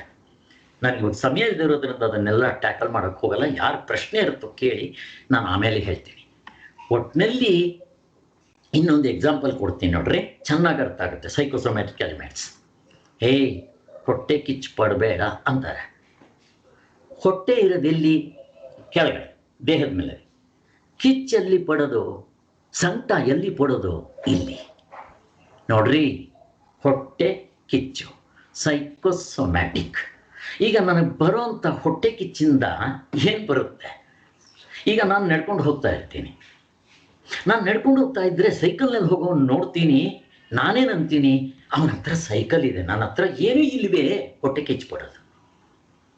ಈಗ ಸೈಕಲ್ನಲ್ಲಿ ಹೋಗ್ತಾ ಇರೋವನು ಸ್ಕೂಟರ್ನಲ್ಲಿ ಹೋಗೋವನು ನೋಡ್ತಾನೆ, ಅರೆ ಅವನ ಹತ್ರ ಸ್ಕೂಟ್ರ್ ಇದೆ, ನನ್ನ ಹತ್ರ ಸೈಕಲ್ ಇದೆ, ಇನ್ನು ಎಷ್ಟು ವರ್ಷ ಹಿಂಗೆ ಸಾಯಬೇಕು? ಹೊಟ್ಟೆ ಕಿಚ್ಚು. ಸ್ಕೂಟರ್ನಲ್ಲಿ ಹೋಗೋವನು ಕಾರ್ನಲ್ಲಿ ನೋಡಿ ಹೊಟ್ಟೆ ಕಿಚ್ಚು ಪಡ್ತಾನೆ. ಕಾರ್ನಲ್ಲಿ ಅವನ ಹತ್ರ ಯಾರೋ ಒಂದು ಕಳಿಸಿದ್ರು, ಇಂಥ ಬೇಕಾದಷ್ಟು ಕಳಿಸ್ತಾ ಇರ್ತಾರೆ. ಅವನ ಹತ್ರ ಅಲ್ಲ, ಕೋಟಿಗಟ್ಟಲೆ ಬಾಳುತ್ತಂಥ ಕಾರು. ಅವನು ಹೇಳ್ತಾನೆ, ಬೈ ಚಾನ್ಸ್ ನನಗೆ ಏರೋಪ್ಲೇನ್ ಇದ್ದಿದ್ರೆ ಎಷ್ಟು ಚೆನ್ನಾಗಿತ್ತು. ಸರ್, ಇದಕ್ಕೆ ಎಂಡ್ ಯಾವಾಗ? No, never end. ಹೋಗ್ಲಿ, ನೀ ಆ ಥರ ಯೋಚನೆ ಮಾಡೋದ್ರಿಂದ ನನಗೇನಾಗಕ್ಕೆ ಶುರುವಾಗತ್ತೆ? ಹೊಟ್ಟೆ ದೇಹ ಇರೋದು ಇಲ್ಲಿ, ಕಿಚ್ಚು ಪಡೋದು ಇಲ್ಲಿ. ಕಿಚ್ಚೋ ಏನು ಬೇಕಾದ್ರಾಗಲ್ಲ. ನಾನು ಒಂದು ಎಕ್ಸಾಂಪಲ್ ಕೊಡ್ತಾ ಇದ್ದೀನಿ. ಇದಕ್ಕೆ ಹೊಟ್ಟೆ ಕಿಚ್ಚು ಅಂತಾರೆ. ಹೊಟ್ಟೆ ನೋವು ಬರುತ್ತೆ ನೋಡ್ರಿ, ಗ್ಯಾಸ್ಟ್ರಿಕ್ ಬರೋದು ಎಲ್ಲ ಆ ಹೊಟ್ಟೆ ಕಿಚ್ಚು ಅಂತ ಹೇಳ್ತೀವಿ. ಬಟ್ ಎಲ್ಲ ಕಾಯಿಲೆಗಳು ಬರ್ಬೋದು. ಹಾಗಾದರೆ ಸೈಕೋಸೊಮ್ಯಾಟಿಕ್ ಎಲಿಮೆಂಟ್ಸ್ ಅಂದರೆ ಕಾಯಿಲೆಗಳು ಯಾವುದು ಸರ್? ನಾನು ಮೇಲ್ಗಡೆಯಿಂದ ಬರ್ತೀನಿ, ಯಾವುದು ಮಿಸ್ ಆಗೋದಿಲ್ಲ. ತಲೆಯಲ್ಲಿ ಕೂದಲು ಉದುರೋದು, ನಾನು ಉದುರಿದೆಯಲ್ಲ, ಹಾಗಲ್ಲ, ಇದು ಹೆರಿಡಿಟ್ರಿ. ನಂದೇ ಎಕ್ಸಾಂಪಲ್ ಹೇಳ್ತೀನಿ. ನಾನು ಮೆಡಿಕಲ್ನಲ್ಲಿದ್ದಾಗ ಫೈನಲ್ ಇಯರ್ನಲ್ಲಿ ಕಷ್ಟ ಇರುತ್ತೆ, ತುಂಬ ಹಾರ್ಡ್ ವರ್ಕ್ ಮಾಡಬೇಕು. ನಮ್ಮ ಡಾಕ್ಟರ್ ರಾಮಚಂದ್ರ ಬಂದಿದ್ದಾರೆ, ಅವರೆಲ್ಲೂ ಫೇಲ್ ಆಗಲಿಲ್ಲ. ಸಂತೋಷದ ಸುದ್ದಿ. ನಾನು ಫೈನಲ್ ಇಯರ್ನಲ್ಲಿ ಒಂದು ಸಾರಿ ಫೇಲ್ ಆಗಿದ್ದೆ. ಆಗ ನನಗೆ ಇಲ್ಲಿ ₹1 ಕೂದಲು ಹೋಗ್ಬಿಟ್ಟಿತ್ತು. ಆ್ಯಲೋಪೇಶಿಯಾ ಆ್ಯರೇಟಾ ಅಂತಾರೆ, ಅದು ಟೆನ್ಷನಿಂದ ಬಂದಿರೋದು. ಯಾಕೆ ಫೇಲ್ ಆಗಿಬಿಟ್ಟಿದ್ದೀನಿ ಅಂತ. ಅದು ಒಂದು ದುಃಖನೋ ಅಥವಾ ಇನ್ಫೀರಿಯಾರಿಟಿ ಕಾಂಪ್ಲೆಕ್ಸೋ ಏನೋ. ಈಗ ಅವೆಲ್ಲ ಏನಿಲ್ಲ ಅಂತ ಇಟ್ಕೊಳ್ರಿ. ಅದಕ್ಕೆ ಯೋಗ ಬಂದರೆ ಅವೆಲ್ಲ ಹೊಡೆದಾಕ್ಬಿಡುತ್ತೆ. ಇದು ತಲೆಯಲ್ಲಿ ಕೂದಲು ಹೋಗೋದು. ಎರಡನೇದು ಟೆನ್ಷನ್, ಹೆಡ್ಏಕ್. ಇದು ಎಲ್ರಿಗೂ ಗೊತ್ತಿದೆ. ಏನೋ ಟೆನ್ಷನ್ ಇಟ್ಕೊಂತೀವಿ ಅಂತ ಇಟ್ಕೊಳ್ಳಿ, ಸಾಲಡ್ ಟೆನ್ಷನ್ನು, ಎಕ್ಸಾಮ್ ಟೆನ್ಷನ್ನು, ಅಥವಾ ಈಗಂತೂ ತಂದೆ ತಾಯಿಗಳಿಗೆ ಮಕ್ಕಳು ಜಾಸ್ತಿ ಮಾರ್ಕ್ಸ್ ತೆಗಿಲಿಲ್ಲ ಅಂತ ಟೆನ್ಷನ್. ಇವಕ್ಕೆಲ್ಲ ಏನು ಗೊತ್ತಾ ಕಾರಣ? ನಾವೇ ಹಾಳು ಮಾಡ್ತಾ ಇರೋದು. ನಮಗೆ ಈ ಒಂದು ಕಾನ್ಸೆಪ್ಟೇ ಗೊತ್ತಿಲ್ವೇ? ಹೆಲ್ತ್ ಅಂದರೆ ಕಾನ್ಸೆಪ್ಟ್ ಗೊತ್ತಿಲ್ವೇ ನಮಗೆ? ಇದು ನಾವು ಹಾಳು ಮಾಡ್ತಾ ಇರೋದು. ನಮ್ಮ ಇಂಟೆನ್ಷನ್ ಏನು ಗೊತ್ತಾ? ಹಣ ಸಂಪಾದನೆ ಮಾಡಿದ್ರೆ ಸುಖವಾಗಿರ್ಬೋದು. ಯಾವ ಸ್ಕೂಲ್ನಲ್ಲಿ ಹೇಳ್ಕೊಡ್ತಾರೆ ಸರ್? ಇದು ಯಾರು ಹೇಳ್ಕೊಡೋಲ್ಲ ನಮಗೆ. ಅದು ಹೆಂಗೋ ಬಂದ್ಬಿಟ್ಟಿದೆ. ಇದು ಸ್ವಲ್ಪ ವಿಚಾರ ಮಾಡಿ. ಹಣದಿಂದ ಸುಖ ಸಿಗುತ್ತೆ ಅಂದರೆ ನನಗೆ ಹೇಳಿ ಸರ್, ಯಾವ ಸುಖವಾಗಿದ್ದಾರೆ ತೋರಿಸ್ರಿ ಸರ್ ಹಣದಿಂದ. ಆದ್ದರಿಂದ ನಾವು ಇಲ್ಲಿ ನೋಡಿದಾಗ ಅದು ಟೆನ್ಷನ್. ಈ ಥರ ಟೆನ್ಷನ್ಗಳು ಒಂದಲ್ಲ, ಮೇಲಿಂದ ಬಂದರೆ ಟೆನ್ಷನ್ ಹೆಡ್ಏಕ್, ಮೈಗ್ರೇನ್ ಹೆಡ್ಏಕ್, ಅರ್ಧ ತಲೆನೋವು.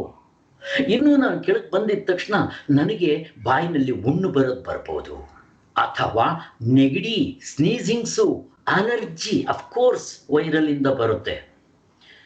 ಆದರೆ ಈ ಟೆನ್ಷನ್ನಿಂದ ಅದು ಎಕ್ಸಾಸರೇಟ್ ಆಗುತ್ತೆ.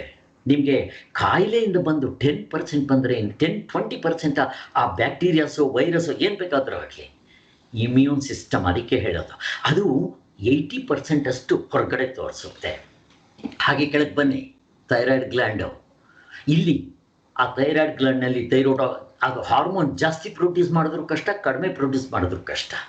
ಅಲ್ಲಿಂದ ಇನ್ನೂ ಕೆಳಗೆ ಬನ್ನಿ, ಚೆಸ್ಟಿಗೆ ಬಂದಿದ್ದ ತಕ್ಷಣ ನಮಗೆ ಜ್ಞಾಪಕ ಬರೋದು heart, blood pressure, BP, heart attack, atherosclerosis, blood circulation ಕಡಿಮೆ ಆಗೋದು, ಹಾರ್ಟ್ನಲ್ಲಿ ಆಗ್ಬೋದು, ಬ್ರೈನ್ನಲ್ಲಿ ಬ್ಲಡ್ ಸರ್ಕ್ಯುಲೇಷನ್ ಕಡಿಮೆ ಆಗ್ಬೋದು, ಸ್ಟ್ರೋಕ್ಸ್ ಆಗ್ಬೋದು. ಇವೆಲ್ಲ ಯಾತಕ್ಕಾಗೋದು? ಟೆನ್ಷನ್ನಿಂದ. ಇರಲಿ, ಬೇರೆ ಕಾಸುಗಳಿದೆ, ಬಟ್ ತುಂಬ ಕಾಸುಗಳು ಇದು. ನೀವಿನ್ನೂ ಕೆಳಗೆ ಬನ್ನಿ, ಗ್ಯಾಸ್ಟ್ರಿಕ್. ಇಲ್ಲಿ ಹೊಟ್ಟೆ ಹತ್ರ ಗ್ಯಾಸ್ಟ್ರಿಕ್ ಯಾರಿಗಿಲ್ಲ?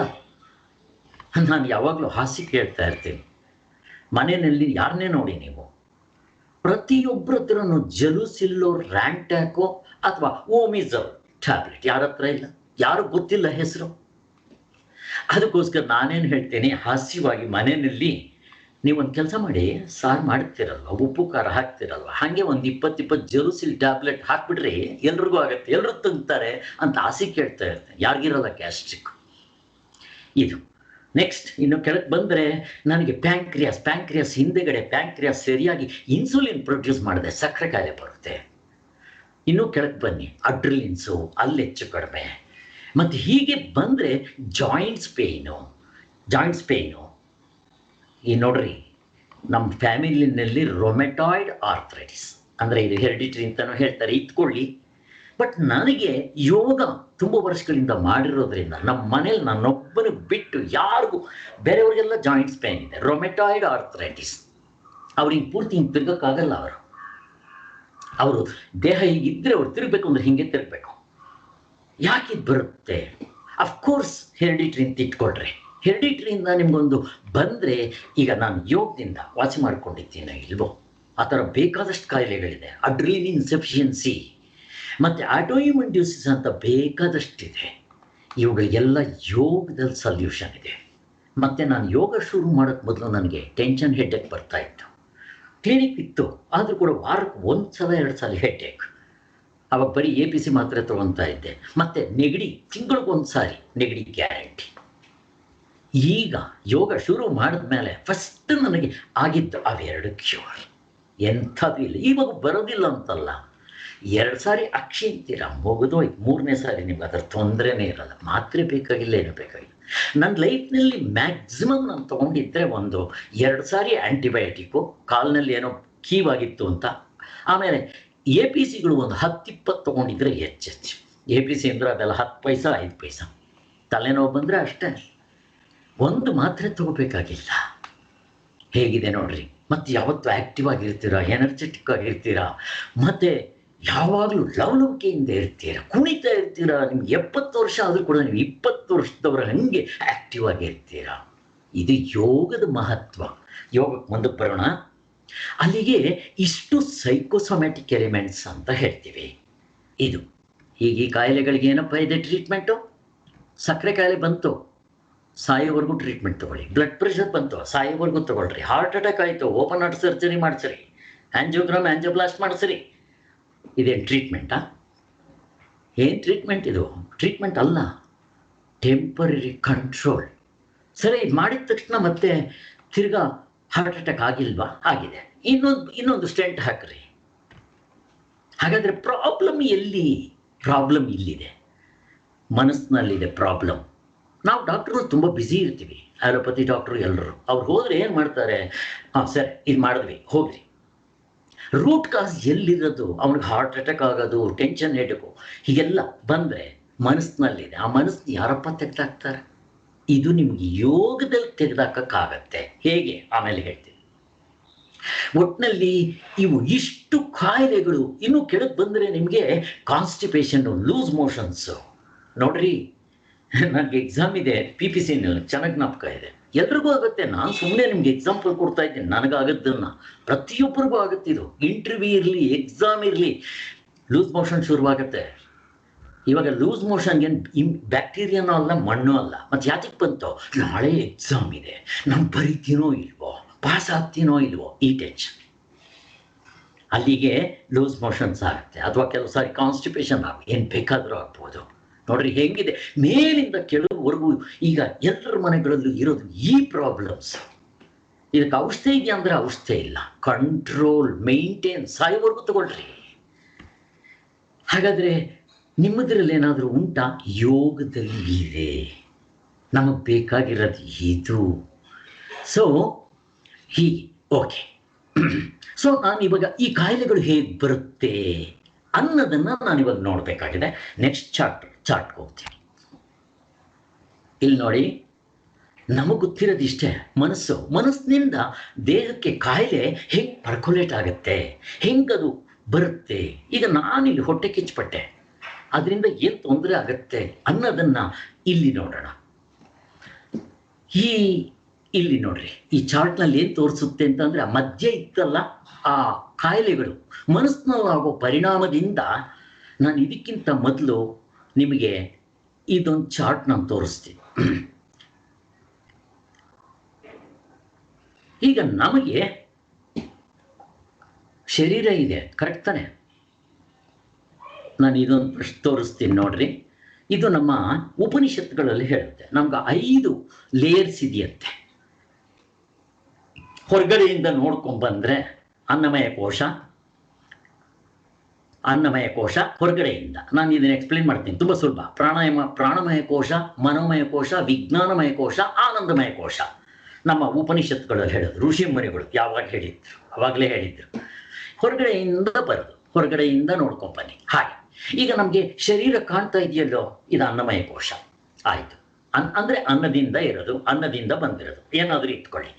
ಈಗ ನನಗೆ ಶರೀರ ಚೆನ್ನಾಗಿದೆ ಅಂತ ಇಟ್ಕೊಳ್ರಿ, ಪ್ರಾಣ ಇಲ್ಲ, ಏನಂತೀವಿ? ಶವ ಅಂತೀವಿ ನಾವು. ಸರಪ್ಪ ಶರೀರ ಇದೆ, ಅಲ್ಲಿಗೆ ಏನಾಯಿತು? ಶರೀರ ಇದ್ದರೆ ಇಂಪಾರ್ಟೆಂಟ್ ಇಲ್ಲ, ಉಸಿರಾಡ್ತಾ ಇರಬೇಕು, ಪ್ರಾಣ ಇರಬೇಕು, ಅವಾಗಲೇ ಅದು ಕಂಪ್ಲೀಟ್. ಹಾಗಾದರೆ ಶರೀರ ಇದೆ, ಪ್ರಾಣ ಇದೆ, ಮನಸ್ಸಿಲ್ಲ. ಹಲೋ ಗಿರಿ, ಅವ್ರನ್ನ ಸ್ವಲ್ಪ ಸೈಲೆಂಟ್ ಮೋಡ್ಗೆ ಹಾಕಿ. ಸೊ ನನಗೆ ಶರೀರ ಇದೆ, ಉಸಿರಾಡ್ತಾ ಇಲ್ಲ. ಒಂದು ಏನಂತೀವಿ ನಾವು? ಡೆಡ್ ಬಾಡಿ ಅಂತೀವಿ.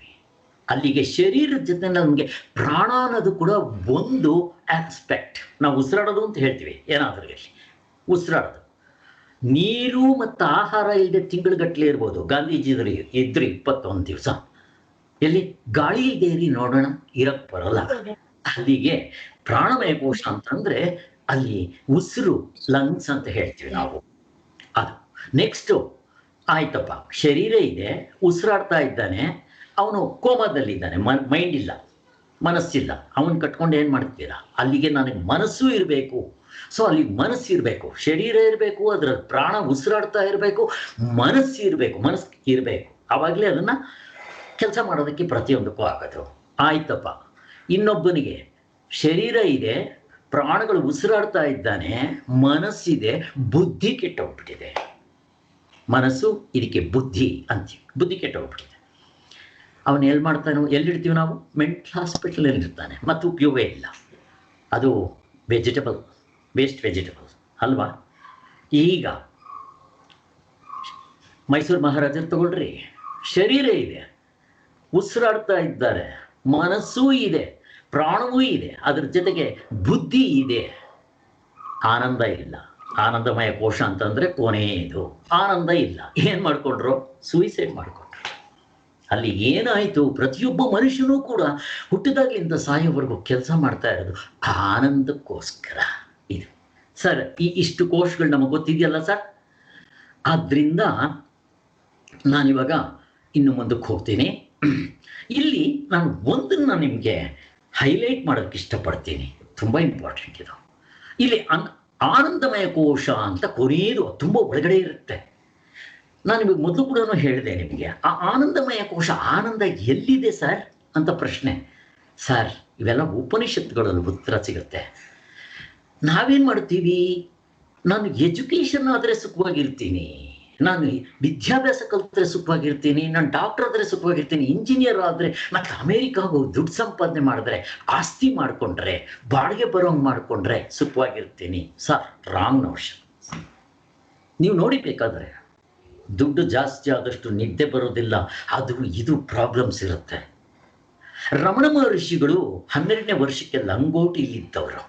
ಕೊನೆಯವರೆಗೂ ಅವರ ದೇಹ ಬಿಡೋವರೆಗೂ 70 ವರ್ಷದವರೆಗೂ ಲಂಗೋಟಿ ಅಂದರೆ ಬರೀ ಒಂದು ಪುಟ್ಕೋಸಿ ಅಷ್ಟೇ, ಬಟ್ಟೆ ಏನೂ ಇರ್ತಾ ಇರಲಿಲ್ಲ.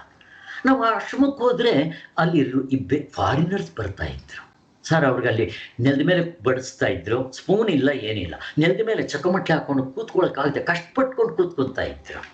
ಆ ಸ್ಪೂನ್ ಇಲ್ಲ, ಅವ್ರು ಅನ್ನ ಕೊಟ್ಟರೆ ತಟ್ಟೆ ಕೆಳಗಿಟ್ಕೊಂಡ್ರೆ ತಿನ್ನೋಕೆ ಬರೋಲ್ಲ, ಹಿಂಗೆ ಕೈನಲ್ಲಿ ಇಟ್ಕೋಬೇಕು. ಅವ್ರು ಕೂತ್ಕೊಂಡು ಈ ಕೈನ ಬೆರಳುಗಳನ್ನ ಸ್ಪೂನ್ ಮಾಡ್ಕೊಂಡು ಹಿಂಗೆ ತಿಂತಾ ಇದ್ರು. ನಾನು ಅವ್ರನ್ನ ಕೇಳ್ತಾ ಇದ್ವಿ, hey, why you people come here? You are so rich, you have everything, you have all comforts, why you come here? ಅವ್ರು ಹೇಳ್ತಾ ಇದ್ರು, we have everything but we want peace. ಎಲ್ಲಿದೆ ಸರ್ ಪೀಸ್? ಮನಸ್ಸಿನಲ್ಲಿರುತ್ತೆ. ಈಗ ಆ ಮನಸ್ಸಿಗೆ ಪೀಸ್ ಕೊಡುವಂಥದ್ದು ಯಾವುದು? ಹ್ಯಾಪಿ ಅನಾಲಿಸಿಸ್ ಇದು.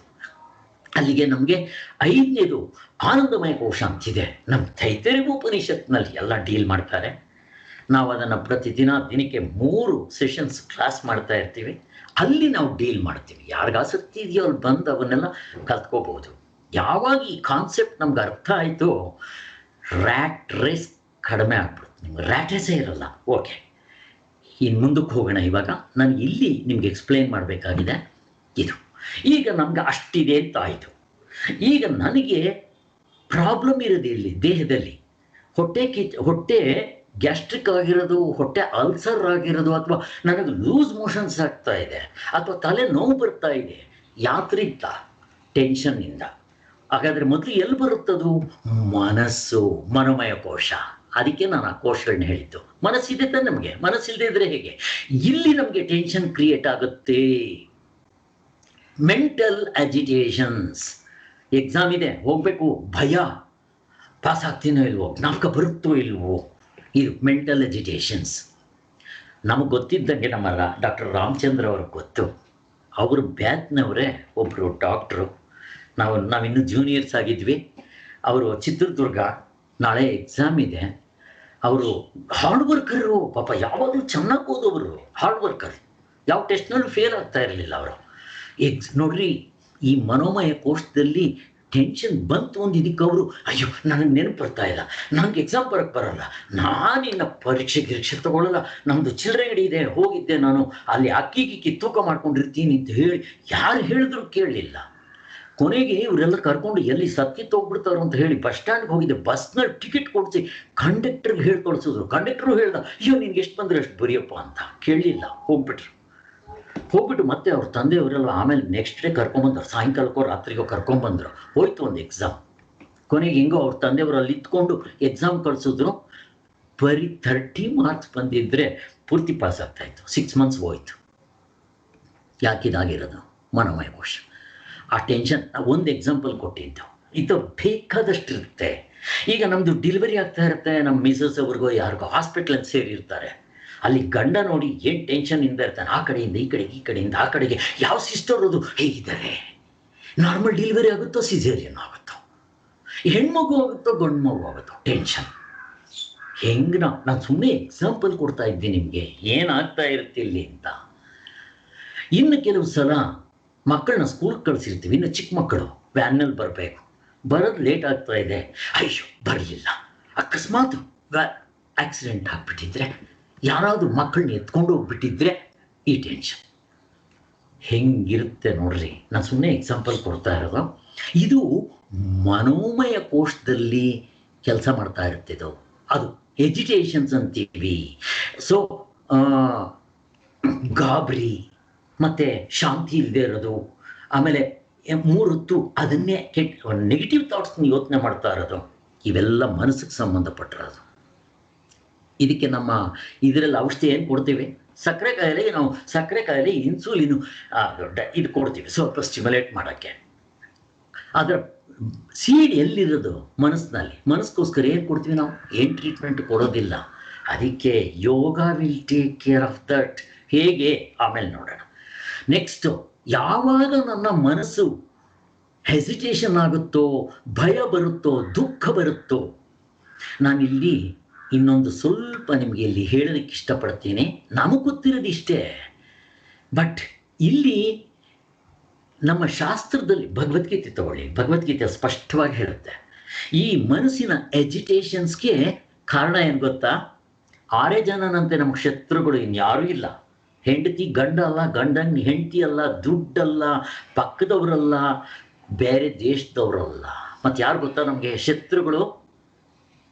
ಅರಿಷಡ್ ವರ್ಗಗಳು: ಕಾಮ, ಕ್ರೋಧ, ಲೋಭ, ಮೋಹ, ಮದ, ಮಾತ್ಸರ್ಯ. 6ನೇದು ನೋಡ್ರಿ, ಇದು ಯಾರಿಗಿರೋದಿಲ್ಲ?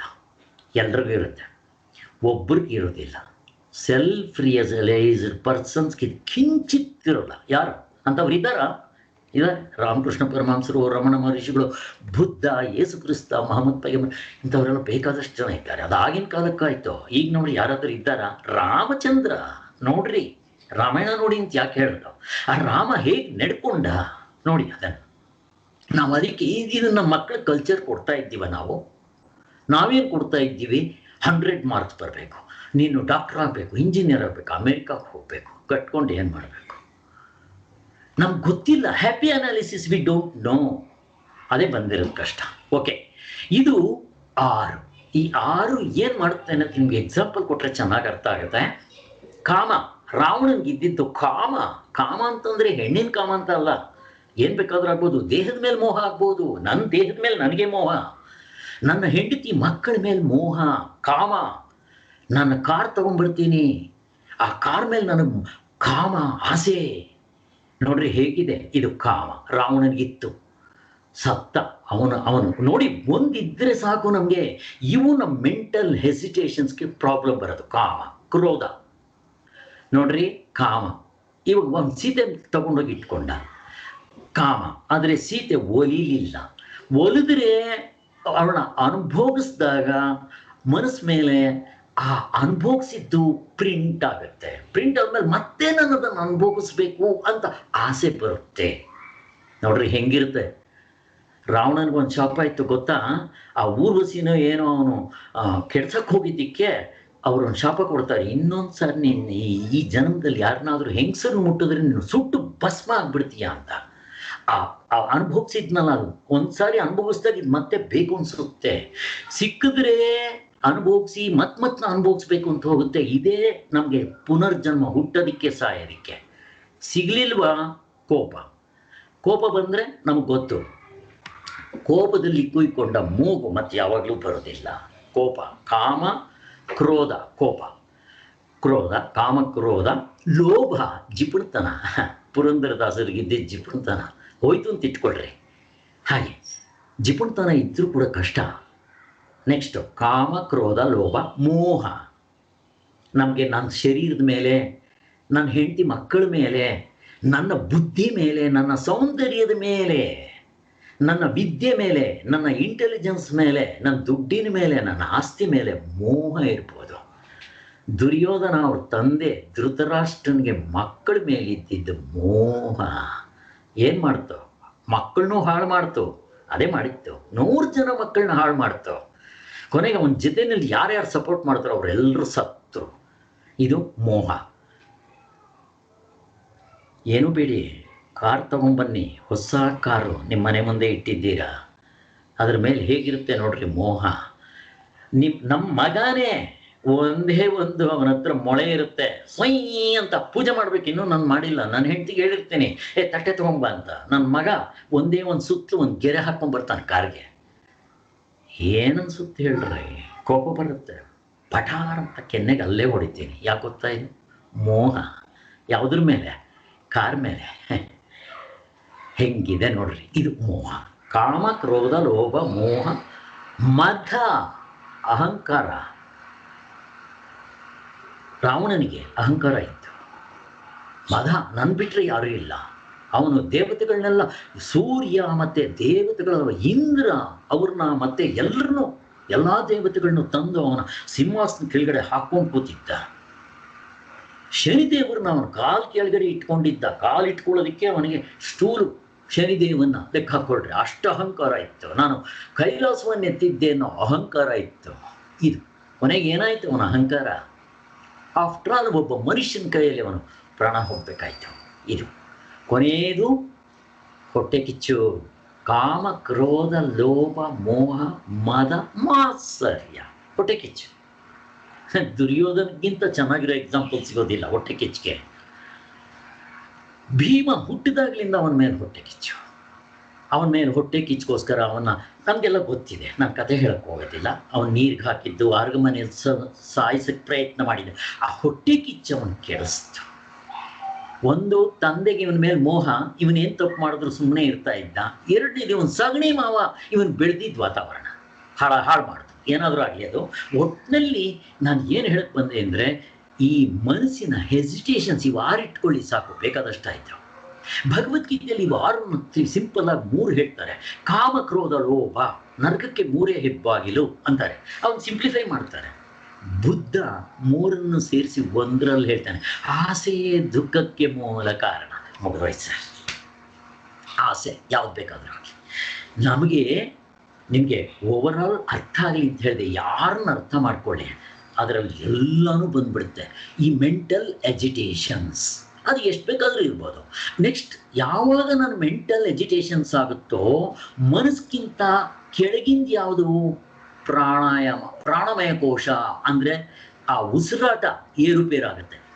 ನೋಡ್ರಿ ಹೆಂಗಿದೆ, ಆ ಉಸಿರಾಟದಲ್ಲಿ ಏರುಪೇರಾಗುತ್ತೆ. ನಾನು ಇಲ್ಲಿ ನಿಮ್ಗೆ ಹೇಳಿದ್ರೆ ಅರ್ಥ ಆಗ್ತಾ ಇರ್ಬೋದು. ನಾನು ಎಕ್ಸಾಂಪಲ್ ಕೊಡ್ತೀನಿ, ಸ್ಪಷ್ಟವಾಗಿ ಅರ್ಥ ಆಗುತ್ತೆ. ಉಸಿರಾಟದಲ್ಲಿ ಏರುಪೇರಾಗ್ಬೋದು.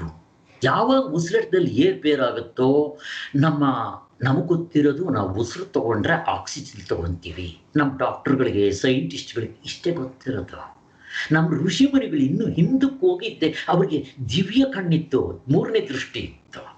ಅಲ್ಲಿ ಪ್ರಾಣಿಗಳು ಪ್ರಾಣ ಹರಿಯುತ್ತೆ, ಪ್ರಾಣ ಅಂತ ಹೇಳ್ತಾರೆ. ನಾವು ಉಪಯೋಗಿಸ್ತೀವಿ, ಬಟ್ ಅದು ಏನು ಅನ್ನೋದು ಗೊತ್ತಿಲ್ಲ. ಸತ್ತೋಗ್ಬಿಟ್ಟಿದ್ರೆ ಅವ್ರ ಮುಂದೆ ಹೋಗಿ ಕೇಳ್ತೀವಿ, ಯಾವಾಗ ಹೋಯ್ತು ಪ್ರಾಣ? ನೋಡ್ರಿ, ಪ್ರಾಣ ಅಂದ್ರೆ ಏನು? ಗಾಳಿ ಅಂತ ನಾವು ಅನ್ಕೊಂತೀವಿ. ನಿಜ, ಆ ಉಸಿರಾಟ ತಗೊಳ್ಳೋ ಗಾಳಿನಲ್ಲಿ ಪ್ರಾಣವಾಯು ಇರುತ್ತೆ. ಆ ಪ್ರಾಣ ಎಲ್ಲಿ ಹರಿಯುತ್ತೆ? ನಮಗೆ ನಾಡಿಗಳಿರುತ್ತಂತೆ ನಮ್ಮ ದೇಹದಲ್ಲಿ. ಇದು ನಮ್ಮ ಡಾಕ್ಟರ್ಗಳು ಗೊತ್ತಾಗೋದಿಲ್ಲ. 72,000 ನಾಡಿಗಳಿರುತ್ತೆ ನಮ್ಮ ದೇಹದಲ್ಲಿ. ಹೇಗೆ ನನಗೆ ಬ್ಲಡ್ ಸರ್ಕ್ಯುಲೇಷನ್ ಇರುತ್ತೋ ಅದೇ ಥರ ಇರುತ್ತೆ. ಕಣ್ಣು ಕಾಣಿಸೋಲ್ಲ. ಇದು ಯಾವ ಡಾಕ್ಟರ್ಗೂ ಸಿಗೋಲ್ಲ, ಸೈಂಟಿಸ್ಟಿಗೆ ಸಿಗೋಲ್ಲ, ಯಾರಿಗೂ ಸಿಗೋಲ್ಲ. ಆರ್ಯ ಸಮಾಜದ ಸ್ಥಾಪಕರಾದ ದಯಾನಂದ ಸರಸ್ವತಿಗಳು ಒಂದು ಶವ ತೆಗೆದು ಇವರೆಲ್ಲ ಏನೋ ಹೇಳ್ತಾರಲ್ಲ ಅಂತ ಕುಯ್ದು ನೋಡಿದ್ದಾರೆ. ಇಲ್ಲ, ಇವರು ಬರೀ ಸುಳ್ಳು ಹೇಳ್ತಾರೆ ಅಂತ ಅನ್ಕೊಂಡ್ರೆ ಅದು 3ನೇ ಕಣ್ಣು ಕಾಣೋದು. ಸುಮ್ಮನೆ ಈ ಕಣ್ಣು ಕಾಣೋಲ್ಲ. ಇರಲಿ, ನಮ್ಮ ಋಷಿಮುನಿಗಳು ಇದನ್ನು ಕಂಡುಹಿಡಿದಿದ್ದಾರೆ. ಈಗ ಅದನ್ನು ಸೈಂಟಿಸ್ಟ್ಗಳು ಒಪ್ಕೊತಾ ಇದ್ದಾರೆ. ಯಾಕ್ರಿಂದ? ಕಿರ್ಲಿಯಾನ್ ಫೋಟೋಗ್ರಫಿ. ನೋಡ್ರಿ ಹೆಂಗೆ ಬರುತ್ತೆ. ಇಲ್ಲಿ ಪ್ರಾಣಮಯ ಕೋಶ ಅಂತೀವಿ. ಅಂದರೆ ಪ್ರಾಣಮಯ ಕೋಶ ಅಂದರೆ ನಮ್ಮ ನಾಡಿಗಳಲ್ಲಿ ಪ್ರಾಣ ಹರಿಯುತ್ತೆ. ನಾವು ಗಾಳಿ ಕುಡಿದ್ರೂ ಆ ಗಾಳಿ ಪ್ರಾಣವಾಗಿ ಕನ್ವರ್ಟ್ ಆಗಿ ಆ ನಾಡಿಗಳಲ್ಲಿ ಪ್ರಾಣ ಹರಿಯುತ್ತೆ. ಪ್ರಾಣ ಹರಿಯುವಾಗ ಏನಾಗುತ್ತೆ? ಅಲ್ಲಿ ಹ್ಯಾಪಜಾರ್ಡ್ ಫ್ಲೋ ಆಫ್ ಪ್ರಾಣ, ಅನ್ಸ್ಟೇಬಲ್ ಪ್ರಾಣ, ಹೀಗೆಲ್ಲ ಆಗುತ್ತೆ. ಅಲ್ಲಿ ಹೆಚ್ಚು ಕಡಿಮೆ ಆಗುತ್ತೆ, ಏರುಪೇರು ಆಗ್ಬೋದು, ಜಾಸ್ತಿ ಆಗ್ಬೋದು, ಸ್ಪೀಡ್ ಆಗ್ಬೋದು, ಕಡಿಮೆ ಆಗ್ಬೋದು, ಇವಾಗ್ತಾ ಇರುತ್ತೆ. ಆವಾಗ ಏನಾಗುತ್ತೆ? ಪ್ರಾಣಮಯ ಕೋಶದಲ್ಲಿ ಅದರ ಎಫೆಕ್ಟ್ ಆಗುತ್ತೆ. ಅದರೆಲ್ಲ ಎಫೆಕ್ಟ್ ಆಗಿದ ತಕ್ಷಣ ಇನ್ನೂ ಪರ್ಕ್ಯುಲೇಟ್ ಆಗುತ್ತೆ. ಎಲ್ಲಿಗೆ? Digestive system. ನನಗೆ ಯಾವಾಗ ಟೆನ್ಷನ್ ಬರುತ್ತೋ ಫಸ್ಟ್ ಲೂಸ್ ಮೋಷನ್ ಆಗುತ್ತೆ. ನೋಡ್ರಿ ಹೆಂಗಿರುತ್ತೆ ಇದು. Over digestion, indigestion, wrong digestion ಆಗುತ್ತೆ. ಅದಕ್ಕೆ ಕಾನ್ಸ್ಟಿಪೇಷನ್ ಆಗೋದು ಇವೆಲ್ಲ ಕಾಣಿಸ್ಕೊಳ್ಳೋದು ಇಲ್ಲಿ. ಯಾವಾಗ ಇದು ಹೆಚ್ಚು ಕಡಿಮೆ ಆಗುತ್ತೋ, ಇದು ಅನ್ನಮಯ ಕೋಶ ಅಂದರೆ ನಮ್ಮ ಹೊಟ್ಟೆಯಲ್ಲಿ ನಮ್ಮ ಶರೀರದ ಮೇಲೆ ಕಾಯಿಲೆಗಳು ತೋರಿಸ್ಕೊಳ್ಳುತ್ತೆ. ಅದನ್ನೇನಂತೀವಿ ನಾವು? ಕೆಲವು ಸಕ್ಕರೆ ಕಾಯಿಲೆ ಅಂತೀವಿ. ನನಗೆ ತಲೆಚಕ್ರ ಬರ್ತಾ ಇದೆ ಅಂತೀನಿ, ಹೋಗ್ತೀನಿ. ರಾತ್ರಿ ಹೊತ್ತು ತುಂಬ ಉಚ್ಚ ಹಾಕ್ತಾ ಇದೆ ಅಂತ ಡಾಕ್ಟರ್ ಹತ್ರ ಹೋಗ್ತೇನೆ. ಡಾಕ್ಟರ್ ಪರೀಕ್ಷೆ ಮಾಡಿಬಿಟ್ಟು, ನೋಡ್ರಿ ನಿಮಗೆ ಬ್ಲಡ್ ಪ್ರೆಷರ್ ಇದೆ, ಈ ಮಾತ್ರೆ ತಗೊಳ್ರಿ. ಸಕ್ಕರೆ ಕಾಯಿಲೆ ಇದೆ, ಈ ಮಾತ್ರೆ ತಗೊಳ್ರಿ. ಏನಿದು ಒಂದು 5 days ಕೋರ್ಸ್ ಏನೋ? ಇಲ್ಲ, ಗ್ಯಾಸ್ಟ್ರಿಕ್ಕು ತಗೊಳ್ರಿ. ನನಗೆ ಹಾಸ್ಯವಾಗಿ ನಾನು 6 ಗಂಟೆಗೆ ನಾನು ಮುಗಿಸ್ಕೋಬೇಕು ಅಂದ್ಕೊಂಡಿದ್ದೆ. ದಯವಿಟ್ಟು ಇನ್ನು ಸ್ವಲ್ಪ ಸಮಯ, ಒಂದು 15 ನಿಮಿಷ 20 ನಿಮಿಷ ದಯವಿಟ್ಟು ಇವತ್ತು ಮಾತ್ರ. ತಿರ್ಗಾ ನಾನು ನಾಳೆ ಅದನ್ನು ಕನೆಕ್ಷನ್ ತೊಗೊಂಬರಕ್ಕೆ ಬರಲ್ಲ, ನಾನು ಮುಗಿಸ್ಬಿಡ್ತೀನಿ. ಎಲ್ಲ ಆಯ್ತು. ಏನಿದ್ರು ಟ್ರೀಟ್ಮೆಂಟ್ ಹೇಗೆ ಮಾಡ್ಕೋಬೇಕು ಅನ್ನೋದು. ನಮ್ಗೆ ಇವಾಗ ಈ ಕಾಯಿಲೆಗಳು ಹೇಗೆ ಬರುತ್ತೆ ಅನ್ನೋದು ಗೊತ್ತಾಯಿತು. ದಯವಿಟ್ಟು ಸ್ವಲ್ಪ ಸಹಕರಿಸಿ ಅಂತ ಕೇಳ್ಕೊತೀನಿ. ಓಕೆ, ಅಲ್ಲಿಗೆ ನಾನು ಈ ಎಕ್ಸಾಂಪಲ್ ಕೊಟ್ಟರೆ ನಿಮ್ಗೆ ಚೆನ್ನಾಗಿ ಅರ್ಥ ಆಗುತ್ತಿದ್ದು. ಒಂದು ಎಕ್ಸಾಂಪಲ್ ಕೊಡ್ತೀನಿ ನೋಡ್ರಿ, ನಮ್ಗೆ ಅರ್ಥ ಆಗೋದಕ್ಕೋಸ್ಕರ ಹೇಗಾಗುತ್ತಿದು ಅಂತ. ನಮಗಿಲ್ಲಿ ನಾನು ಹೇಳಿದ ತಕ್ಷಣ ಗೊತ್ತಾಗೋದಿಲ್ಲ. ಒಂದು ಎಕ್ಸಾಂಪಲ್ ಕೊಡ್ತೀನಿ ನೋಡ್ರಿ. ನಾವು ಮೈಸೂರಿಗೆಲ್ಲ ಹೋಗಿದ್ದೀವಿ, ಅಥವಾ ಮೈಸೂರಿನ ಯಾಕೆ ಹೇಳ್ತೀನಿ ನಾನು ಅಂದರೆ, ಅಲ್ಲಿ ಓಡಾಡಿದ್ವಿ ಅಂತ ಇಟ್ಕೊಳ್ಳಿ. ನೀವು ಬೆಂಗಳೂರಿಂದನೇ ಹೋದ್ರಿ ಅಥವಾ ಮೈಸೂರಿನಲ್ಲಿ ಇದ್ರಿ, ಬೆಳಗ್ಗೆಯಿಂದ ರಾತ್ರಿವರೆಗೂ ಅಲ್ಲಿ ವಿಸಿಟಿಂಗ್ ಪ್ಲೇಸಸ್ ಬೇಕಾದಷ್ಟಿದೆ. ಬೆಳಗ್ಗೆ ನೀವು 5 ಗಂಟೆಗೆ 6 ಗಂಟೆಗೋ 7 ಗಂಟೆಗೋ ಶುರು ಮಾಡಿದ್ರೆ ಆ ಝೂನಂತೆ, ಪ್ಯಾಲೇಸ್ ಅಂತೆ, ಅರಮನೆ ಅಂತೆ ಎಲ್ಲ ನೋಡಿ ತಿರ್ಗಾ ಕೊನೆಗೆ ನೀವು ಆ ಝೂ ಅಂತೂ ನೋಡಿಬಿಟ್ರೆ ತುಂಬ ಇದೆ. ಅದೆಲ್ಲ ಆದಮೇಲೆ ರಾತ್ರಿ 11 ಗಂಟೆಗೋ 10 ಗಂಟೆಗೋ ನೀವು ಬಂದರೆ KRS ನೋಡೋಷ್ಟೊತ್ತಿಗೆ ಸುಸ್ತಾಗ್ಬಿಟ್ಟಿರ್ತೀರ, ಓಡಾಡ್ಬಿಟ್ಟಿರ್ತೀರ. ಮನೆಗೆ ಬಂದ್ರಿ ಅಂತ ಇಟ್ಕೊಳ್ರಿ, ಬಂದಿದ್ದ ತಕ್ಷಣ ನೀವು ಮಲಗಿರ್ತೀರ. ನಿಮ್ಗೆ ಎದ್ದು ಓಡಾಡೋಕ್ಕಾಗಲ್ಲ. ನಿಮ್ಮ ಫ್ರೆಂಡ್ ಬರ್ತಾರೆ, ಬಂದಿದ್ದ ತಕ್ಷಣ ಕಾಫಿ ಮಾಡಿಕೊಡು ಅಂತಾರೆ. ನೋಡಪ್ಪ, ನನಗೆ ಇವಾಗ ಏನು ಮಾಡ್ಕೊಡೋಕ್ಕಾಗಲ್ಲ, ನಾನು ಸುಸ್ತಾಗ್ಬಿಟ್ಟಿದ್ದೀನಿ ಅಂತ ಮಲಗಿರ್ತೀರ. ಆವಾಗ ಅಲ್ಲಿ ಒಂದು ಹಾವು ಬಂತು ಅಂತ ಇಟ್ಕೊಳ್ರಿ. ಹಾವು ಬಂದರೆ ಏನು ಮಾಡ್ತೀರಿ? ಸುಮ್ಮನೆ ಮಲಗಿರ್ತೀವ, ನನಗೆ ಇವಾಗ ಏನು ಮಾಡೋಕ್ಕಾಗಲ್ಲ, ಹಂಗಂತ ಎದ್ದು ಬಿಡ್ತೀವಿ. ಎದ್ದಿದ್ದೆ ಹಾವೆಲ್ಲಿ? ಈಗ ನನಗೇನಾಗುತ್ತೆ ಗೊತ್ತಾ? ಹಾವು ಎಲ್ಲಿ? ನನ್ನ ಕಣ್ಣುಗಳು ದೊಡ್ಡದಾಗಬೇಕು, ಚೇಂಜಸ್ ಆಗುತ್ತೆ ನನ್ನ ದೇಹದಲ್ಲಿ. ಆವಾಗ ನನಗೆ ಆ ಹಾವು ಎಲ್ಲಿದೆ ಅಂತ ಚೆನ್ನಾಗಿ ಕಾಣಬೇಕು. ನನ್ನ ಪ್ಯೂಪಿಲ್ಸ್ ಏನಾಗುತ್ತೆ? ರಿಲ್ಯಾಕ್ಸ್ ಆಗುತ್ತೆ. ಪ್ಯೂಪಿಲ್ಸ್ ಕಾಂಟ್ರಾಕ್ಟ್ ಆಗಲ್ಲ, ದೊಡ್ಡದಾಗುತ್ತೆ, ಅದು ಡೈಲೇಟ್ ಆಗುತ್ತೆ. ಪ್ಯೂಪಿಲ್ಸ್ ಡೈಲೇಟ್ ಆಗಬೇಕು. ನನ್ನ ಕಣ್ಣು ಫಸ್ಟ್ ಕಾಣಬೇಕು ಅದು ಹಾವು ಎಲ್ಲಿ ಅಂತ. ಇರೋದು 2 ಸೊಲ್ಯೂಷನ್ನು. ಒಂದು, ನಾನು ಕೋಲ್ ತೊಗೊಂಡು ಹಾವನ್ನ ಸಾಯಿಸ್ಬೇಕು, ಇಲ್ಲ ರನ್ ಅವೇ ಓಡೋಗ್ಬೇಕು. ಇರೋದು 2 ಸೊಲ್ಯೂಷನ್. ನೋಡ್ರಿ, ಎಕ್ಸಾಂಪಲ್ ಎಲ್ರಿಗೂ ಗೊತ್ತಿದೆ. ಅಲ್ಲಿ ಬರಲಿ ಏನಾಗುತ್ತೆ ನೋಡ್ರಿ, ಏನು ಚಂಗ್ ಅಂತ ತೆಗೆದ್ಬಿಡ್ತೀವಿ. ಇವಾಗ ಅವನ ಫ್ರೆಂಡ್ ಬಂದು ಕಾಫಿ ಮಾಡಿಕೊಡು ಅಂದ್ರೆ ಅವನಿಗೆ ಶಕ್ತಿ ಇಲ್ಲ ಅಂತಂದೆ. ಎಲ್ಲಿಂದ ಬಂತು ಶಕ್ತಿ? ಇದಕ್ಕೆ ನಮ್ಮ ದೇಹದಲ್ಲಿ ದೇವರು ಒಂದು ಮೆಕ್ಯಾನಿಸಮ್ ಇಟ್ಟಿದ್ದಾನೆ. ಇದಕ್ಕೆ ಆಟೋ ನರ್ವಸ್ ಸಿಸ್ಟಮ್ ಅಂತ ಹೇಳ್ತೀವಿ, ಆಟೋನಾಮಿಕ್ ನರ್ವಸ್ ಸಿಸ್ಟಮ್ ಅಂತ ಹೇಳ್ತೀವಿ. ನಮ್ಮಲ್ಲಿ ಇವಾಗೆಲ್ಲ ನೀವು ಸೈನ್ಸ್ ಎಲ್ಲ ಗೊತ್ತೇ ಇರುತ್ತೆ. ಸಿಂಪಥೆಟಿಕ್ ಅಂಡ್ ಪ್ಯಾರಾಸಿಂಪಥೆಟಿಕ್ ಅಂತ ಆ ನರ್ವ್ಸ್ ಎಲ್ಲ ನಮ್ಮ ದೇಹದಲ್ಲಿ ಹರಿದಿರುತ್ತೆ. ಇದು ಮತ್ತು ಇದ್ರ ಜೊತೆಗೆ sympathetic and parasympathetic nervous system ಆಯಿತು. ಇದಕ್ಕೆ ಆಟೋನಾಮಿಕ್ ನರ್ವಸ್ ಸಿಸ್ಟಮ್ ಅಂತ ಹೇಳ್ತೀವಿ.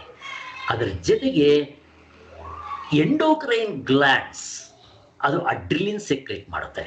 ಇವೆರಡು ನಮಗೆ ಪ್ರೊಟೆಕ್ಟಿವ್ ಮೆಕ್ಯಾನಿಸಮ್. ಆಯಾ ಸಂದರ್ಭಕ್ಕೆ ನೋಡ್ರಿ, ಅವನಿಗೆ ಎನರ್ಜಿ ಇರಲಿಲ್ಲ, ಹೇಳೋಕ್ಕಾಗ್ತಾ ಇರಲಿಲ್ಲ. ಹಾವು ಬಂದಿದ್ದ ತಕ್ಷಣ ಈಗ ನಾನು ಪ್ರೊಟೆಕ್ಟ್ ಮಾಡ್ಕೋಬೇಕು, ಬೇರೆ ದಾರಿನೇ ಇಲ್ಲ. ಎಲ್ಲಿಂದ ಬಂತು ಎನರ್ಜಿ ನಿಮಗೆ? ಆ ಹಾವು ಅಂತ ಗೊತ್ತಾಗಿದ್ದ ತಕ್ಷಣ ನನಗೆ ಎಲ್ಲಿಂದ ಇರೋ ಶಕ್ತಿ ಬಂತು. ಎಲ್ಲಿಂದ ಬಂತು? ಹಾವು ಅಂತ ಗೊತ್ತಾಗಿ ನೋಡಿದ ತಕ್ಷಣ ನನಗೆ ನನ್ನ ಕೈ ಕಾಲುಗಳಲ್ಲಿ ಗ್ಲೂಕೋಸ್ ಪುಷಪ್ ಆಗಬೇಕು. ಅಂದರೆ ಎನರ್ಜಿ, ಗ್ಲೂಕೋಸ್ ಓಡಬೇಕು. ಅವರು ಗ್ಲೂಕೋಸ್ ತಗೊತಾರಲ್ಲ, ಹಾಗೆ ಈ ಗ್ಲೂಕೋಸ್ ಎಲ್ಲಿರುತ್ತದ? ಲಿವರ್ನಲ್ಲಿರುತ್ತೆ. ಅದನ್ನು ಅಲ್ಲಿಗೆ ಕಳಿಸ್ಬೇಕು. ಈಗ ಲಿವರ್ನಲ್ಲಿರೋ ಗ್ಲೂಕೋಸ್ನ ಹೊರಗಡೆ ಎಲ್ಲ ದೇಹಕ್ಕೂ ಸ್ಪ್ರೆಡ್ ಆಗಬೇಕು ಅಂತಂದರೆ ನಾನು ಉಸಿರಾಟ ಜೋರಾಗಬೇಕು. ಯಾಕೆ? ಅಲ್ಲಿ ಆಕ್ಸಿಜನ್ನು ಬೇಕು, ಆ ಫುಡ್ಡು ನ್ಯೂಟ್ರಿಷನ್ನು ಬೇಕು, ಕಾರ್ಬೋಹೈಡ್ರೇಟ್ಸ್. ಅದನ್ನು ಸ್ಪ್ರೆಡ್ ಮಾಡೋದಕ್ಕೆ ಲಂಗ್ಸ್ ಜೋರಾಗಿ ಗಾಬರಿ ಆಗುತ್ತೆ ನೋಡ್ರಿ. ಅವಾಗ ಉಸಿರಾಟ ನೋಡ್ರಿ ಹೆಂಗಾಗತ್ತೆ. ಅವಾಗ ಜಗಳ ಆಡ್ತಾ ಇರಿ, ಯಾರಾದರೂ ಇಬ್ಬರು ಜಗಳ ಆಡ್ತಾ ಇದ್ದಾಗ ನೀವು ಸುಮ್ಮನೆ ಕೈ ಕಟ್ಕೊಂಡು ಹಿಂಗೆ ನಿಂತ್ಕೊಂಡು ನೋಡಬೇಕು. ನಾವು ಆಡೋವಾಗ ನಮಗೆ ಗೊತ್ತಾಗಲ್ಲ, ಯಾಕೆಂದ್ರೆ ನಾವೇ ಜಗಳ ಮುಳುಗೋಗ್ಬಿಟ್ಟಿರ್ತೀವಿ. ಜಗಳದಲ್ಲಿ ದೂರದಲ್ಲಿ ನಿಂತ್ಕೊಂಡು ನೋಡ್ರಿ, ಏನಾಗ್ತಾ ಇರುತ್ತೆ ಅವ್ರಿಗೆ ಅಂತ ನೋಡ್ರಿ. ಹಾವು ಕಂಡಾಗ ಏನಾಗುತ್ತೆ ನೋಡ್ರಿ. ಉಸಿರಾಟ ಜೋರಾಯಿತು, ನನ್ನ ಪಲ್ಸ್ ಜೋರಾಯಿತು, BP ಜೋರಾಯಿತು, ನನ್ನ ಬಾಯಿ ಒಣಗೋಗ್ತಾ ಇದೆ, ಮತ್ತು ಕೈ ಕಾಲು ನಡುತ್ತಾ ಇದೆ ಅಲ್ವಾ? ನೋಡ್ರಿ, ಇಷ್ಟು ಚೇಂಜಸ್ ಆಯಿತು. ಯಾಕಾಯಿತು? ಪ್ರೊಟೆಕ್ಟಿವ್ ಫಿನಾಮಿನಾ ಇದು. ನನ್ನ ದೇಹದಲ್ಲಿ ಅಡ್ರಿಲಿನ್ ಸೆಕ್ರೆಟ್ ಆಯಿತು. ಅಡ್ರಿಲಿನ್ ಸೆಕ್ರೆಟ್ ಆಗಿದ ತಕ್ಷಣ ನನ್ನ ಪಲ್ಸ್ ಜಾಸ್ತಿ ಆಯಿತು, BP ಜಾಸ್ತಿ ಆಯಿತು. ನನ್ನ ಡೈಜೆಸ್ಟಿವ್ ಸಿಸ್ಟಮ್ಗೆ ಸೆಕ್ರಿಷನ್ಸ್ ತುಂಬ ಕಡಿಮೆ ಆಗಿಬಿಡುತ್ತೆ. ಅಲ್ಲೇನು ಸೆಕ್ರಿಷನ್ಸ್ ಇರೋಲ್ಲ. ಕೊನೆಗೆ ಇವೆಲ್ಲ ಜಾಸ್ತಿ ಆಗುತ್ತೆ. ಮತ್ತು ಎಲ್ಲ ಕಡೆ ಬ್ಲಡ್ ಸರ್ಕ್ಯುಲೇಷನ್ ಚೆನ್ನಾಗಾಗಬೇಕು. ಅವಾಗೇನು ಮಾಡಬೇಕು? ಹಾರ್ಟು ಡಬ್ಬ ಡಬ್ಬ ಡಬ್ಬ ಡಬ್ಬ ಹೊಡ್ಕೊಳ್ಳೋಕೆ ಶುರು ಮಾಡುತ್ತೆ. ನೋಡ್ರಿ ಹೆಂಗಾಗುತ್ತೆ, ಹಾರ್ಟು ಜೋರಾಗಿ ಕೆಲಸ ಮಾಡುತ್ತೆ, ಉಸಿರಾಟ ಹಿಂಗೆ ಉಸಿರಾಡ್ತಾ ಇರ್ತಾರೆ ಅವರು. ಎಷ್ಟು ಚೇಂಜಸ್ ಆಗೋಯ್ತು ನೋಡ್ರಿ. ಮೇಲ್ಗಡೆಯಿಂದ ಬಂದರೆ ನನ್ನ ಕಣ್ಣು ಪ್ಯೂಪಿಲ್ಸು ಡೈಲೇಟ್ ಆಗುತ್ತೆ, ಐಲಿಡ್ಸು ದೊಡ್ಡದಾಗುತ್ತೆ. ಅವನ ಕಣ್ಣು ನೋಡಿ ಎಷ್ಟು ದೊಡ್ಡದಾಗಿ ತೆಗೆದು ನೋಡ್ತಾ ಇದ್ದಾನೆ. ಮತ್ತು ನನ್ನ ಕೈಗಳಲ್ಲಿ ಕಾಲುಗಳಲ್ಲಿ ಶಕ್ತಿ ಬರಬೇಕು, ಆ ಹಾವು ಹೊಡೆದಾಕೋದಕ್ಕೂ ಇಲ್ಲ ಓಡೋಗೋದಕ್ಕೂ. ಅದಕ್ಕೆ ಅಡ್ರಿಲಿನ್ ಸೀಕ್ರೆಟ್ ಆಗಬೇಕು. ಇಷ್ಟು ಕೆಲಸ ಕೆಮಿಕಲ್ ಚೇಂಜಸ್ ನಮ್ಮ ದೇಹದಲ್ಲಿ ಆಗತ್ತೆ. ಇದು ಪ್ರೊಟೆಕ್ಟಿವ್ ಫಿನಾಮಿನಾ. ಪ್ರತಿಯೊಬ್ಬರಿಗೂ ಕೊಟ್ಟಿರ್ತಾನೆ, ಪ್ರಾಣಿಗೂ ಕೊಟ್ಟಿರ್ತಾನೆ, ಎಲ್ರಿಗೂ ಕೊಟ್ಟಿರ್ತಾನೆ. ಆಯ್ತಪ್ಪ, ನಾನು ಆ ಎನರ್ಜಿ ತಗೊಂಡು ಎಲ್ಲ ಮಾಡಿ ಹಾವನ್ನ ಕೊಂದಾಕ್ದೆ ಇಲ್ಲ ಓಡೋದೆ, ಎಲ್ಲ ಆಯಿತು ಅಂತ ಇಟ್ಕೊಳ್ರಿ. ಒಂದು ಅರ್ಧ ಗಂಟೆಲಿ ಏನಾಗುತ್ತೆ ರೀ, ನಿಮ್ಮ ಪಲ್ಸ್ ನಾರ್ಮಲ್ಗೆ ಬರುತ್ತೆ, ಬಿ ಪಿ ನಾರ್ಮಲ್ಗೆ ಬರುತ್ತೆ, ನಿಮ್ಮ ಕಣ್ಣು ಅಗಲ ಆಗಿದ್ದಿದ್ದು ಡೈಲೇಟ್ ಆಗಿದ್ದಿದ್ದೆಲ್ಲ ನಾರ್ಮಲೈಸ್ ಆಗುತ್ತೆ. ಮತ್ತು ಸ್ವೆಟ್ ಬರ್ತಾ ಇತ್ತು ಅವಾಗ. ಆ ಟೈಮ್ನಲ್ಲಿ ಸ್ವೆಟ್ ಬರಬೇಕು. ಯಾಕೆ? ಅಲ್ಲಿ ಗ್ಲೂಕೋಸು ಬರ್ನ್ ಆಗಬೇಕು. ಗ್ಲೂಕೋಸ್ ಎನರ್ಜಿ ಬರ್ನ್ ಆಗಬೇಕಾದ್ರೆ ಎಲ್ಲಿಂದ ಬರಬೇಕು? ಹೀಟು. ಆಗ ಸ್ವೆಟ್ ಬರುತ್ತೆ. ಹಾಗೆ ಇಷ್ಟು ಚೇಂಜಸ್ ಆಯಿತು. ಈಗ ಎಲ್ಲ ಒಂದೇ ಸಮ. ಮೊದಲನೇದು ಸಿಂಪಥೆಟಿಕ್ ಎಫೆಕ್ಟ್. ನಮ್ಮ ನರ್ವಸ್ ಸಿಸ್ಟಮ್ನಲ್ಲಿ ಇದಿರುತ್ತೆ, ಪ್ರೊಟೆಕ್ಟಿವ್ ಮೆಕ್ಯಾನಿಸಮ್, ಸಿಂಪಥೆಟಿಕ್ ಎಫೆಕ್ಟ್. ಆಮೇಲೆ ಅದನ್ನು ಒಂದು ಅರ್ಧ ಗಂಟೆನೋ 1 ಗಂಟೆನೋ ಅಲ್ಲಿಂದ ನಾನು ಸೇವ್ ಆದಮೇಲೆ ಎಲ್ಲ ನಾರ್ಮಲೈಸ್ ಬರುತ್ತೆ. ಸೊ ನನ್ನ ಪಲ್ಸ್ ಕೆಳಗೆ ಬರುತ್ತೆ, ಬಿ ಪಿ ಕೆಳಗೆ ಬರುತ್ತೆ. ಆ ಸಮಯದಲ್ಲಿ ನಿಮಗೆ ಇಷ್ಟವಾಗಿರೋ ಜಾಮೂನ್ ಯಾರಾದರೂ ನಮ್ಮ ಮಗನೋ ಯಾರು ತಗೊಂಬಂದು ಕೊಡಿ, ತಿನ್ರಿ ನೋಡೋಣ. ಆವಾಗ ತಿನ್ನೋಕ್ಕಾಗದೆ ಎತ್ತಿರ ಬೇಡ ಅಂತೀವಿ ನಾವು. ಯಾಕೆ ಗೊತ್ತಾ? ಜ್ಯೂಸಸ್ ಇರೋಲ್ಲ ಅಲ್ಲಿ. ನನಗೆ ಆ ಮೆಂಟಲ್ ಟೆನ್ಷನಲ್ಲಿ ನಾನು ಏನು ತಿನ್ನಬೇಕು ಅಂತ ನಾನು ಅನಿಸೋದಿಲ್ಲ. ಅದಕ್ಕೆ ಕೋಪದಲ್ಲಿ ಇದ್ದವ್ರಿಗೂ ಏನೂ ಬೇಡ ಅಂತವ್ರು.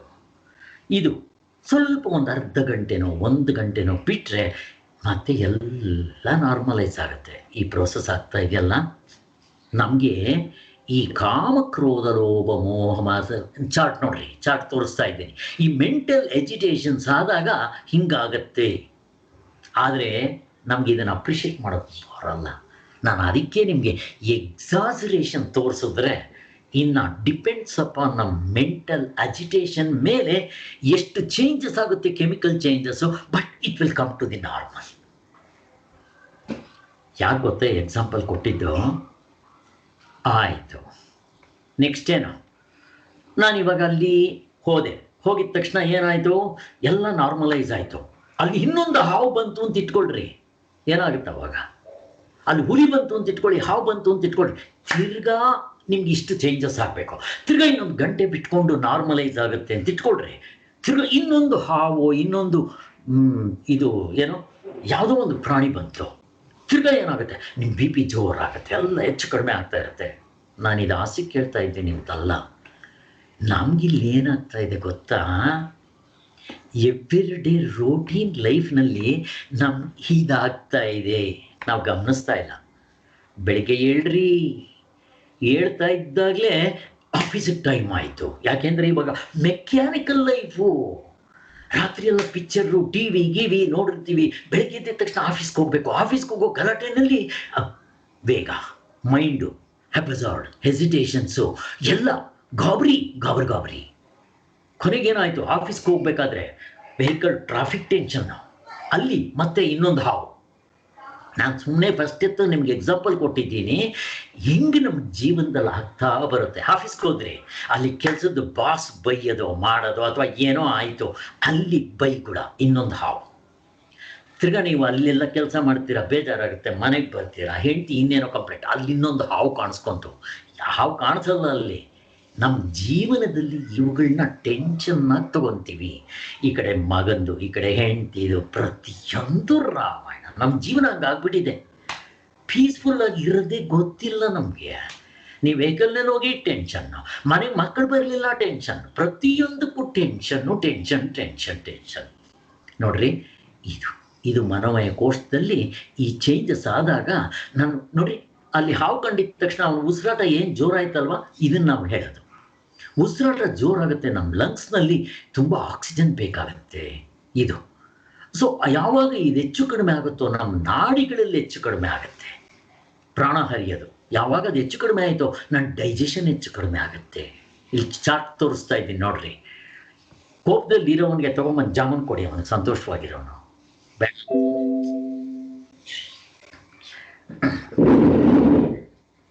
ಒಂದೇ ಒಂದು ನಿಮಿಷ.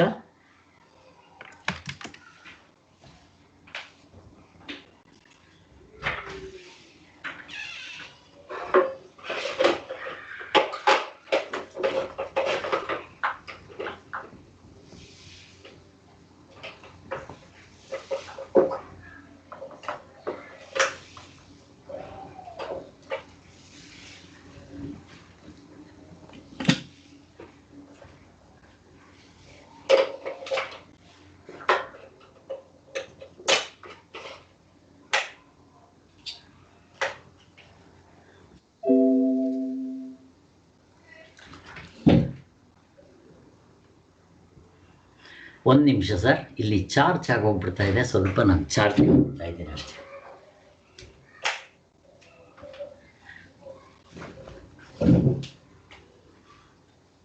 ಎಸ್, ನೋಡಿ ಕರೆಂಟು ಪ್ರಾಣ ಇದ್ದಂಗೆ. ಸ್ವಲ್ಪ ಪ್ರಾಣ ಹೆಚ್ಚು ಕಡಿಮೆ ಆಯಿತು ಅಂತಂದರೆ ಕರೋನಾಗೆ ಆಗ್ತಾ ಇದೆಯಲ್ಲ ಹಾಗೆ ಇದು ಅಷ್ಟೇ. ಕರೆಂಟ್ ಇರಬೇಕು. ಸೊ ನಮ್ಮ ದೇಹದಲ್ಲಿ ಪ್ರಾಣ ಅನ್ನೋದೊಂದು ಕರೆಂಟ್ ಇದ್ದಂಗೆ. ಸೊ ಇನ್ನೊಂದು 5-10 ನಿಮಿಷದಲ್ಲಿ ನಾನು ಎಂಡ್ ಮಾಡ್ತಾ ಇದ್ದೀನಿ, ದಯವಿಟ್ಟು ಸ್ವಲ್ಪ ಸಹಕರಿಸಿ. ಸೊ ನಾನು ಈ ಎಕ್ಸಾಂಪಲ್ ಕೊಟ್ಟೆ, ಚೆನ್ನಾಗಿ ಜ್ಞಾಪಕ ಮಾಡಿಕೊಳ್ಳ್ರಿ. ನಮ್ಮ ದೇಹದಲ್ಲಿ ಹೀಗೆ ಹೆಚ್ಚು ಕಡಿಮೆ ಆಗ್ತಾ ಇದೆ, ಕೊನೆಗೆ ನಮಗೆ ಈ ಶರೀರದಲ್ಲಿ ನಾನು ಮೇಲ್ಗಡೆಯಿಂದ ಸೈಕೋಸೊಮ್ಯಾಟಿಕ್ ಎಲಿಮೆಂಟ್ಸ್ ಅಂತ ಏನು ಹೇಳಿದ್ನೋ ಅವಾಗತ್ತೆ. ಇಲ್ಲಿ ಏನಾಗುತ್ತೆ ಅಂತಂದರೆ ಸಕ್ಕರೆ ಕಾಯಿಲೆ ನಿನ್ನೆ ಮನೆಗೆ ಬರೋದಿಲ್ಲ. ಅದು ಈ ನಮ್ಮ ಪ್ರಪಂಚ, ನಾವು ಹುಟ್ಟಿದಾಗಲಿಂದ ಬೆಳಗ್ಗೆವರೆಗೂ ಆ ಮಕ್ಕಳಿಗೆ ಟೆನ್ಷನ್ ಕೊಡ್ತೀವಿ ನಾವು. ನೀನು ಚೆನ್ನಾಗಿ ಓದಬೇಕು, ನೀನು ಮಾರ್ಕ್ಸ್ ತೆಗಿಬೇಕು. ಆ ಕಡೆ ಅವನಿಗೆ ಉಸಿರಾಡೋದಕ್ಕೆ ಬಿಡೋದಿಲ್ಲ. ನೋಡ್ರಿ, ಟೆನ್ಷನ್ ಅಲ್ಲಿಂದ ಶುರುವಾಯಿತು. ಫಸ್ಟ್ ಬರಬೇಕು, ಅದು ಬರಬೇಕು, ಕೊನೆಗೆ ನೀನು ಇಂಟರ್ವ್ಯೂನಲ್ಲಿ ಪಾಸ್ ಆಗಬೇಕು, ನೀನು ಈ ದುಡ್ಡು ಸಂಪಾದನೆ. ಇದೇ ರಾಮಾಯಣ. ಯಾರಾದರೂ ಒಬ್ರು ಸುಖವಾಗಿರೋ ತೋರಿಸ್ರಿ ನನಗೆ ಆರಾಮಾಗಿ. ಹಿಂದಿನ ಕಾಲದಲ್ಲಿ ಹೀಗಿರಲಿಲ್ಲ. ಪ್ರತಿಯೊಂದಕ್ಕೂ ನಮಗೆ ಅಷ್ಟು ಪ್ರಾಬ್ಲಮ್ ಆಗ್ತಾ ಇದೆ. ಸೊ ನಾನಿಲ್ಲಿಗೆ ಇದು ನಮ್ಗಿಷ್ಟು ಗೊತ್ತಾಯಿತು. ಮರಿ ಇವಾಗ ಟ್ರೀಟ್ಮೆಂಟ್ ಏನು ಸರ್ ಮಾಡೋದು? ಇವಾಗ ಟ್ರೀಟ್ಮೆಂಟ್ ಏನು ಮಾಡಬೇಕು ಅಂತ ಪ್ರಶ್ನೆ ಬರುತ್ತೆ. ನಾನು ಟ್ರೀಟ್ಮೆಂಟ್ ಹೇಳಿ ಮುಗಿಸ್ಬಿಡ್ತೀನಿ. ನಮ್ಮ ಇಂಗ್ಲೀಷ್ನಲ್ಲಿರೋದು ಇದಕ್ಕೆ ಯಾವುದಕ್ಕೂ ಮನಸ್ಸಿಗೆ ನೋ ಟ್ರೀಟ್ಮೆಂಟ್. ಪ್ರಾಣಾಯಾಮ, ಉಸಿರಾಟ ಇಲ್ಲ, ನೋ ಟ್ರೀಟ್ಮೆಂಟ್. ಅನ್ನಮಯ ಕೋಶ, ನೋ ಟ್ರೀಟ್ಮೆಂಟ್. ಅವ್ರು ಕೊಡೋದು ಎಲ್ಲಿ ಗೊತ್ತಾ? ಇಲ್ಲಿ ಏನು ಕೊಡ್ತಾರೆ? ತಲೆನೋವು ಬಂತು, APC ತಗೋ. ನೆಗಡಿ ಬಂತು, ಝೀತ್ ಮಾತ್ರೆ ತಗೋ. ಇದು ಟೆಂಪರರಿ. ಹಾರ್ಟ್ ಅಟ್ಯಾಕ್ ಆಯಿತು, ಓಪನ್ ಹಾರ್ಟ್ ಸರ್ಜರಿ ಮಾಡಿಸ್ಕೊ. ಪ್ರಾಬ್ಲಮ್ ಇರೋದಿಲ್ಲಿ, ಬೀಜ ಇರೋದಿಲ್ಲಿ, ಇಲ್ಲಿ. ಇದನ್ನು ಯಾರು ಟ್ರೀಟ್ಮೆಂಟ್ ಮಾಡ್ತಾರೆ? ಇದನ್ನು ಯಾರೂ ಮಾಡಲ್ಲ, ಬಿಟ್ಬಿಡ್ತಾರೆ. ಅದಕ್ಕೆ ಇದು ವಾಸಿ ಆಗಲ್ಲ, ಲೈಫ್ ಲಾಂಗ್ ತಗೊಳ್ರಿ ಅಂತ ಹೇಳೋದು. ಸರಿ ಸರ್, ನಿಮ್ಮ ಯೋಗದಲ್ಲಿ ಏನಿದೆ ಟ್ರೀಟ್ಮೆಂಟ್ ಅಂತ ನಾನು ತೋರಿಸ್ತೀನಿ ನೋಡ್ರಿ, ನಮ್ಮ ಯೋಗದಲ್ಲಿ ಹೇಗಿದೆ ಅನ್ನೋದು. ಸೊ ಇವಾಗ ನಾವು ಟ್ರೀಟ್ಮೆಂಟಿಗೆ ಬಂದಿದ್ದೀವಿ, ಟ್ರೀಟ್ಮೆಂಟಿಗೆ ಬರೋಣ. ಸೊ ನಮ್ಮ ಋಷಿ ಮುನಿಗಳು ನಮ್ಗೆ 5 ಕೋಶಗಳಿದೆ ಅಂತ ಹೇಳಿದ್ರು. ಮೇಲ್ಗಡೆದು ಅನ್ನಮಯ ಕೋಶ, ಮೇಲ್ಗಡೆದು ನಮಗೆ ಗೊತ್ತಾಗ್ತಾ ಇದೆ. ಈಗ ನಾವೇನು ಮಾಡ್ತೀವಿ ಟ್ರೀಟ್ಮೆಂಟು? ನೀವು ಔಷಧಿಗಳು ತಗೊಳ್ರಿ, ಬಿಡಬೇಡಿ ಅಂತೇನೆ ಹೇಳಲ್ಲ ನಾವು. ಇಲ್ಲಿ ಯೋಗಾಸನ, ಎಕ್ಸರ್ಸೈಸು, ಸೈಕ್ಲಿಂಗು, ನೀವು ಏನು ಬೇಕಾದರೂ ಮಾಡಿ, ಅತಿ ಫಿಸಿಕಲ್ ಲೆವೆಲ್. ನಾವಿಷ್ಟಕ್ಕೆ ಹೇಳೋದಿಲ್ಲ. ನಮ್ಮಲ್ಲಿ ಪದ್ಧತಿ ನೋಡ್ರಿ, ಅವಾಗ ಉಪವಾಸ ಮಾಡ್ಬೇಕು 15 ದಿವಸಕ್ಕೊಂದ್ಸಾರಿ. ಏಕಾದಶಿ ಯಾರು ಮಾಡ್ತಾರೆ ಇವಾಗ? ನಮ್ಮ ಡೈಜೆಸ್ಟಿವ್ ಸಿಸ್ಟಮ್ಗೆ ಎಲ್ಲಿದೆ ರೆಸ್ಟು? ಮಾಡೋದಿಲ್ಲ, ಉಪವಾಸ ಮಾಡಲ್ಲ. ಹೋಗ್ಲಿ, 15 ದಿವಸಕ್ಕೂ ತಿಂಗಳಿಗೊಂದ್ಸಾರಿ ಮಕ್ಕಳಿಗೆ ಹೊಟ್ಟೆ ಕ್ಲೀನ್ ಆಗೋದಕ್ಕೆ ಬೇದಿಗೆ ಔಷಧಿ ಕೊಡ್ತಾ ಇದ್ರು. ಇವಾಗ ಯಾರು ತಗೊತಾರೆ? ಎಷ್ಟು ಚೆನ್ನಾಗಿದೆ ಪದ್ಧತಿ, ಯಾಕೆ ನಾವು ಬಿಟ್ಟಿದ್ದೀವಿ? ಮತ್ತು 15 ದಿವಸಕ್ಕೊಂದ್ಸಾರಿ ಮೈಗೆಲ್ಲ ಎಣ್ಣೆ ಹಚ್ಕೊಂಡು ಅಭಂಗ ಸ್ನಾನ ಅಂತ ಹೇಳ್ತಾರೆ ನಮ್ಮ ಯೋಗದಲ್ಲಿ. ಹಚ್ಕೊಂಡು ಸೂರ್ಯನಿಗೆ ನಮ್ಮ ದೇಹನ ಒಡ್ಡಿ ಸ್ನಾನ ಮಾಡ್ತಾ ಇದ್ರು. ಇವಾಗ ಯಾರು ಮಾಡ್ತಾರೆ? Vitamin deficiency, vitamin D deficiency, B12 deficiency. ನೀವು ಯಾರು ಬೇಕಾದರೂ ಮಾಡ್ರಿ, 100 ಜನಕ್ಕೆ ಮಾಡಿ, 80 ಜನಕ್ಕೆ ಡಿಫಿಷಿಯನ್ಸಿ. ಎಲ್ಲಿಂದ ಬರ್ತಾ ಇದೆ ಡಿಫಿಷಿಯನ್ಸಿ? ಕಷ್ಟಪಟ್ಟರೆ ಅಲ್ವಾ? 3 ಹೊತ್ತು ಮನೆ ಒಳಗಡೆ ಇರೋದು, TV ನೋಡ್ಕೊಂಡಿರೋದು, ಆ ಮೊಬೈಲ್ ಮುಂದೆ ಇರ್ಕೊಳ್ಳೋದು. ಆ ಮೊಬೈಲ್ ಆಗಲಿ, ಪೇಪರ್ ಆಗಲಿ, TV ಆಗಲಿ ನಮ್ಮ ಮನಸ್ಸಿಗೆ ಏನು ಆಹಾರ ಕೊಡ್ತಾ ಇದೆ? ರೇಪು, ಕಳ್ತನ, ಮೋಸ, ಕೊಲೆ, ದರೋಡೆ, ಡೈವರ್ಸು. ಮನಸ್ಸು ಚೆನ್ನಾಗಿರುತ್ತಾ? ನಾವು ಮನಸ್ಸಿಗಿಂತ ಆಹಾರ ಕೊಟ್ಟರೆ ಆಗುತ್ತಾ? ಆದ್ದರಿಂದ ಇದು. ಮತ್ತು ನಮ್ಮ ಯೋಗದಲ್ಲಿ ನಾವು ಕ್ರಿಯೇಸ್ ಅಂತ ಹೇಳ್ತೀವಿ. ನಮ್ಮ ಪಕ್ಕದ ಮನೆಯಲ್ಲಿ ಆ ಹುಡುಗ ಚೆನ್ನಾಗಿ ತೋರಿಸ್ತಾ ಇದ್ದವನು. ನೋಡಿ ಸರ್, ನಮ್ಮ ಮನೇಲಿ ನಮ್ಮ ತಂದೆ ಎಲ್ಲ ಮಾಡ್ತಾರೆ, ನಮ್ಮ ತಾಯಿ ಮಾಡ್ತಾರೆ ಅಂತ ತೋರಿಸ್ತಾ ಇದ್ದ. ಖುಷಿ ಆಯ್ತು ನನಗೆ. ಜನನೀತಿ, ಸೂತ್ರನೀತಿ, ವಾಮನ ದೌತಿ, ಯೋಗಿಕ್ಕೆ ನಿಮ್ಮ ಇವೆಲ್ಲ ಕೊಡ್ತೀವಿ ನಾವು. ಯೋಗದಲ್ಲಿ ಅವೆಲ್ಲ ಇದೆ. ಈ ಶರೀರಕ್ಕೆ ಇದಾಯಿತು. ನೆಕ್ಸ್ಟು ಅದಕ್ಕಿಂತ ಒಳಗಡೆ ಬರೋಣ. ನಮಗೆ ಪ್ರಾಣಮಯ ಕೋಶ ಅಂತೀವಲ್ಲ, ಲಂಗ್ಸು, ಉಸಿರಾಟ. ಅದಕ್ಕೆ ನಮ್ಮಲ್ಲಿ ಎಷ್ಟೊಂದು ಎಕ್ಸರ್ಸೈಸ್ಗಳಿದೆ, ಕ್ರಿಯಾ. ಅದಕ್ಕೆ ಏನಂತೀವಿ, ಭಸ್ತ್ರಿಕಾ, ಇಂಥವೆಲ್ಲ ಬರುತ್ತೆ. ಇವೆಲ್ಲ ಪ್ರಾಣಾಯಾಮಕ್ಕೆ ಸಂಬಂಧಪಟ್ಟಿರೋದು. ಉಸಿರಾಟ ಮಾಡೋದು, ನಾಡಿ ಶುದ್ಧಿನಂತೆ, ಅವು ಇವು ಬೇಕಾದಷ್ಟಿದೆ. ನಾನು ಡೀಟೇಲ್ಗೆ ಹೋಗೋದಿಲ್ಲ. ಬಟ್ ನಮ್ಗೆ ಅಲ್ಲಿ ಟ್ರೀಟ್ಮೆಂಟ್ ಇದೆ. ಪ್ರತಿಯೊಂದು ಕೋಶಕ್ಕೂ ನಮ್ಮಲ್ಲಿ ಇದೆ. ಪ್ರಾಣಾಯಾಮ ಮಾಡ್ತೀವಿ, ಅಷ್ಟಿಟ್ಕೊಂಡ್ರೆ ಸಾಕು. ಮತ್ತೆ ನೆಕ್ಸ್ಟು ಮನಸ್ಸು. ಮನಸ್ಸಿಗೆ ಏನು ಟ್ರೀಟ್ಮೆಂಟ್ ಕೊಡ್ತೀವಪ್ಪ ನಮ್ಮ ಆಲೋಪತಿಯವರು? ಏನು ಕೊಡೋದಿಲ್ಲ. ಆ ಮನಸ್ಸಿಗೆ ಏನು ಮಾಡಬೇಕು?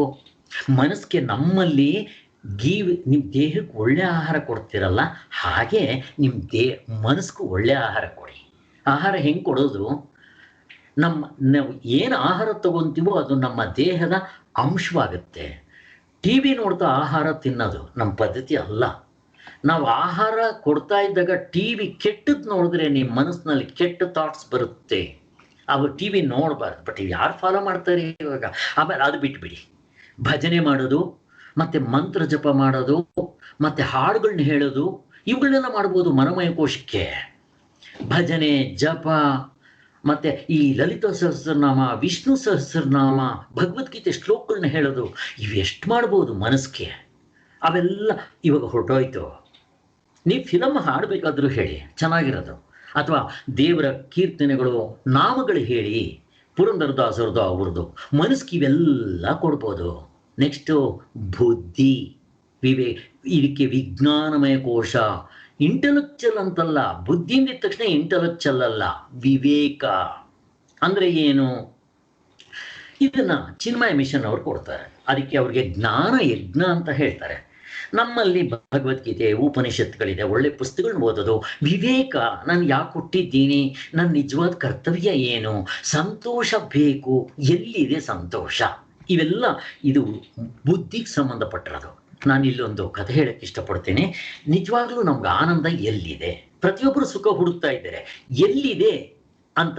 ನಾನು ಇದನ್ನು ಶಾರ್ಟಾಗಿ ಬೇಗ ಹೇಳ್ಬಿಡ್ತೀನಿ. ಒಂದು ಸಾರಿ ಏನಾಯಿತು, ಒಬ್ಬ ಸೇಟು ಟ್ರೈನಲ್ಲಿ ಟಿಕೆಟ್ ತೊಗೊಂಡ. ಕಳ್ಳನಿಗೆ ಗೊತ್ತಾಗೋಯ್ತು ಇವನ ಸೇಟ್ ಇವನ ಹತ್ರ ದುಡ್ಡಿದೆ ಅಂತ. ಕಳ್ಳನಿಗೆ ಗೊತ್ತಾಯ್ತು ಇವನ್ ದುಡ್ಡಿದೆ ಅಂತ. ಸೇಟು ಗೊತ್ತಾಯ್ತು ಇವನ್ ಕಳ್ಳ ನನ್ನ ಹತ್ರ ಇರೋದು ಕಿತ್ಕೊಂಡು ಹೋಗಕ್ಕೆ ಬಂದಿದ್ದಾನೆ ಅಂತ. ಇಬ್ರು ಹತ್ತಿದ್ರು, ಬೋಗಿ ಹತ್ತಿದ್ರು. ದುರಾದೃಷ್ಟಕ್ಕೆ ಆ ಬೋಗಿ ಯಾರೂ ಹತ್ತಲಿಲ್ಲ. ಇವರಿಬ್ಬರೇ ಎದುರು ಬದ್ರ ಕೂತ್ಕೊಂಡ್ರು. ಸೇಟ್ ಏನು ಮಾಡ್ತಾ ಇದ್ದ ಅಂದರೆ, ಗಂಟೆಗೊಂದ್ಸರಿ ಅವನ ಹತ್ರ ದುಡ್ಡು ಬೇಕಾದಷ್ಟಿತ್ತು, ತೆಗಿಯೋದು, ಏಳ್ಸೋದು, ಜೋಬ್ನಲ್ಲಿ ಇಟ್ಕೊಳ್ಳೋದು. ಕಳ್ಳ, ಯಾವ ಸೇಟ್ಜಿ ನನ್ನ ಮುಂದೆ ಎಣಿಸ್ ನಾನು ಬಂದಿರೋದು ನಿನ್ನ ಹತ್ರ ದುಡ್ಡು ಕಿತ್ಕೊಳ್ಳೋಕ್ಕೆ ಅಂತ ಅಂದ. ರಾತ್ರಿ ಆಯಿತು, ಮಲಗಿದ್ರು. ರಾತ್ರಿ ಮಧ್ಯ ಸೇಟು ಗೊರಕೆ ಹೊಡಿತಾ ಇದ್ದಾನೆ. ಕಳ್ಳ ಎದ್ದ, ಹುಡುಕ್ದ ದುಡ್ಡು. ಬೆಳಗಿನ ಜಾವಾಗೋಯ್ತು, ದುಡ್ಡು ಸಿಗಲಿಲ್ಲ. ಇಬ್ರು ಎದ್ರು, ನೇಚರ್ ಕಾಲ್ಸ್ ಮುಗಿಸ್ಕೊಂಡ್ರು. ಇಬ್ರು ಎದುರು ಬದ್ರು ಕೂತ್ಕೊಂಡ್ರು. ತಿರ್ಗಾ ಸೇಟ್ ಜೋಬಿಂದ ತೆಗೆದು ದುಡ್ಡು ಎಣ್ಸಕ್ಕೆ ಶುರು ಮಾಡ್ದ. ಅವ್ರು ಸ್ವಲ್ಪ ಫ್ರೆಂಡ್ಸ್ ಥರ ಆಗಿದ್ರಲ್ಲ, ಸೇಟ್ಜಿ ಎಲ್ಲಿಟ್ಟಿದ್ದೆ ನಿಮ್ಮ ದುಡ್ಡು ಅಂದ. ಅಯ್ಯೋ ಹುಚ್ಚ, ನಿನ್ ದಿಮ್ ಕೆಳಗೆ ಇಟ್ಟಿದ್ದೆ ಕಣ ನಾನು ಅಂತಾರೆ. ಮುಗ್ದೋಯ್ತು ಸರ್. ಅವನು ಮಾತ್ರ ಅಲ್ಲ, ಅವನ ಜೊತೆನಲ್ಲಿ ನಾವು ಸೇರಿಕೊಂಡು ಒಂದು ಸ್ಟೇಷನ್ ಅಲ್ಲ 10 ಸ್ಟೇಷನ್ ಹುಡುಕಿದ್ರೆ ಸಿಗೋಲ್ಲ. ಯಾಕೆ? ಅಲ್ಲಿಲ್ಲ. ನಾವು ಮಾಡ್ತಾ ಇರೋದು ಸರ್, ಇದು ನಮ್ಮ ಕತೆ, ಕಾಕಮ್ಮನ ಕತೆ, ಗೋವಮ್ಮನ ಕತೆ, ಸೇಟ್ ಕತೆ ಅಲ್ಲ. ನಿಜ, ಸಂತೋಷ ಬೇಕು. ಎಲ್ಲಿ ಹುಡುಕ್ತಾ ಇದ್ದೀವಿ? ಎಲ್ಲಿ ಇಲ್ವೋ ಅಲ್ಲಿ ಹುಡುಕ್ತಾ ಇದ್ದೀವಿ. ಹಣದಲ್ಲಿದೆ, ಎಜುಕೇಶನ್ ಎಲ್ಲಿದೆ, ಮದುವೆ ಮಾಡ್ಕೊಂಡ್ರೆ ಇರುತ್ತೆ, ಸಿಗುತ್ತೆ ನಿಜ. ಅದರ ಜೊತೆನಲ್ಲಿ ದುಃಖ. 20% ಸುಖ ಸಿಕ್ಕಿದ್ರೆ 80% ದುಃಖ ಇರುತ್ತಲ್ಲ. ಬೇಕಾ ಇಂಥ ಸುಖ? ಯಾರಿಗಾದ್ರೂ ಕೇಳಿ 100% ಬೇಕು ಅಂತಾರೆ. ಮತ್ತೆ 100% ಸುಖ ಎಲ್ಲಿದೆ ಸರ್? ಶಾಸ್ತ್ರ ಹೇಳುತ್ತೆ, ಅಲ್ಲ ಹುಚ್ಚ, ನಿನ್ ಒಳಗಡೆ ಇದೆ ಕಣೋ ಅಂತ ತೋರಿಸುತ್ತೆ. ಸರ್ ಎಷ್ಟು ಚೆನ್ನಾಗಿದೆ ಸರ್ ಇದು. ನಮ್ಮಲ್ಲೇ ಇದೆಯಾ ಸುಖ? ಏನು ಸರ್, ಏನೋ ನಿಮ್ಮ ಡಾಕ್ಟ್ರು ಸ್ವಲ್ಪ ಹೇಳಿ ಅಂತಂದರೆ ಹೇಳ್ತಾ ಇದ್ದರೆ ಹೋಗ್ಲಿ ಅಂತ ಏನು ಸಿಕ್ಕಿದ್ರೆ ಅದು ಹೇಳ್ತೇನೆ. ನನ್ನಲ್ಲಿ ಸುಖ ಇದೆಯಾ ಸರ್? ತೋರಿಸಿ ಸರ್ ಸ್ವಲ್ಪ ನೋಡೋಣ. ನನ್ನ ಮೈಯೆಲ್ಲ ಕುಯ್ದ್ರು ಸುಖ ಅನ್ನೋದಿಲ್ಲ. ಅಲ್ಲಿ ಬೇರೆಯವರು ಹೇಳ್ತಾರೆ, ತೂ ಪ್ಯಾರ್ ಕಿ ಸಾಗರ್ ಹೇ ರೇ ಅಂತ ಹಾಡು ಹೇಳ್ತಾರೆ. ತೂ ಪ್ಯಾರ್ ಕಿ ಸಾಗರ್ ಹೇ. ನಮ್ಮ ದೇಹ ಕುಯ್ದ್ರೆ, ನಮ್ಮ ಡಿಕ್ಷನರಿ ತೆಗೆದ್ರೆ ದುಃಖವೇ ದುಃಖ, ದುಃಖಾಲಯ. ನಮ್ಮ ಹಾಡು ಹೆಂಗಿದೆ? हम दुख की सागर है, हम जीते क्या करेंगे जब ದಿಲ್ भी टूट गया. ನೋಡ್ರಿ ಎಷ್ಟು ವ್ಯತ್ಯಾಸ ಇದೆ. ಮತ್ತೆ ಏನು ಸರ್ ನೀವು ಕಾಕಮ್ಮನ ಕತೆ ಗೋಮನ ಕತೆ ಹೇಳಿಬಿಟ್ಟು ನಮ್ಮ ಒಳಗಡೆ ಆನಂದ ಇದೆ ಅಂತೀರಾ, ನಾವೇನು ನಂಬ್ಕೋಬೇಕಾ? ಅಲ್ಲ. ಈಗ ಮಲ್ಕೊಂತೀರಾ, ನಿದ್ದೆ ಬರುತ್ತೆ, ಡೀಪ್ ಸ್ಲೀಪ್. ಅಲ್ಲಿ ಎಚ್ಚರ ಇರಲ್ಲ, ಕನಸಿರಲ್ಲ.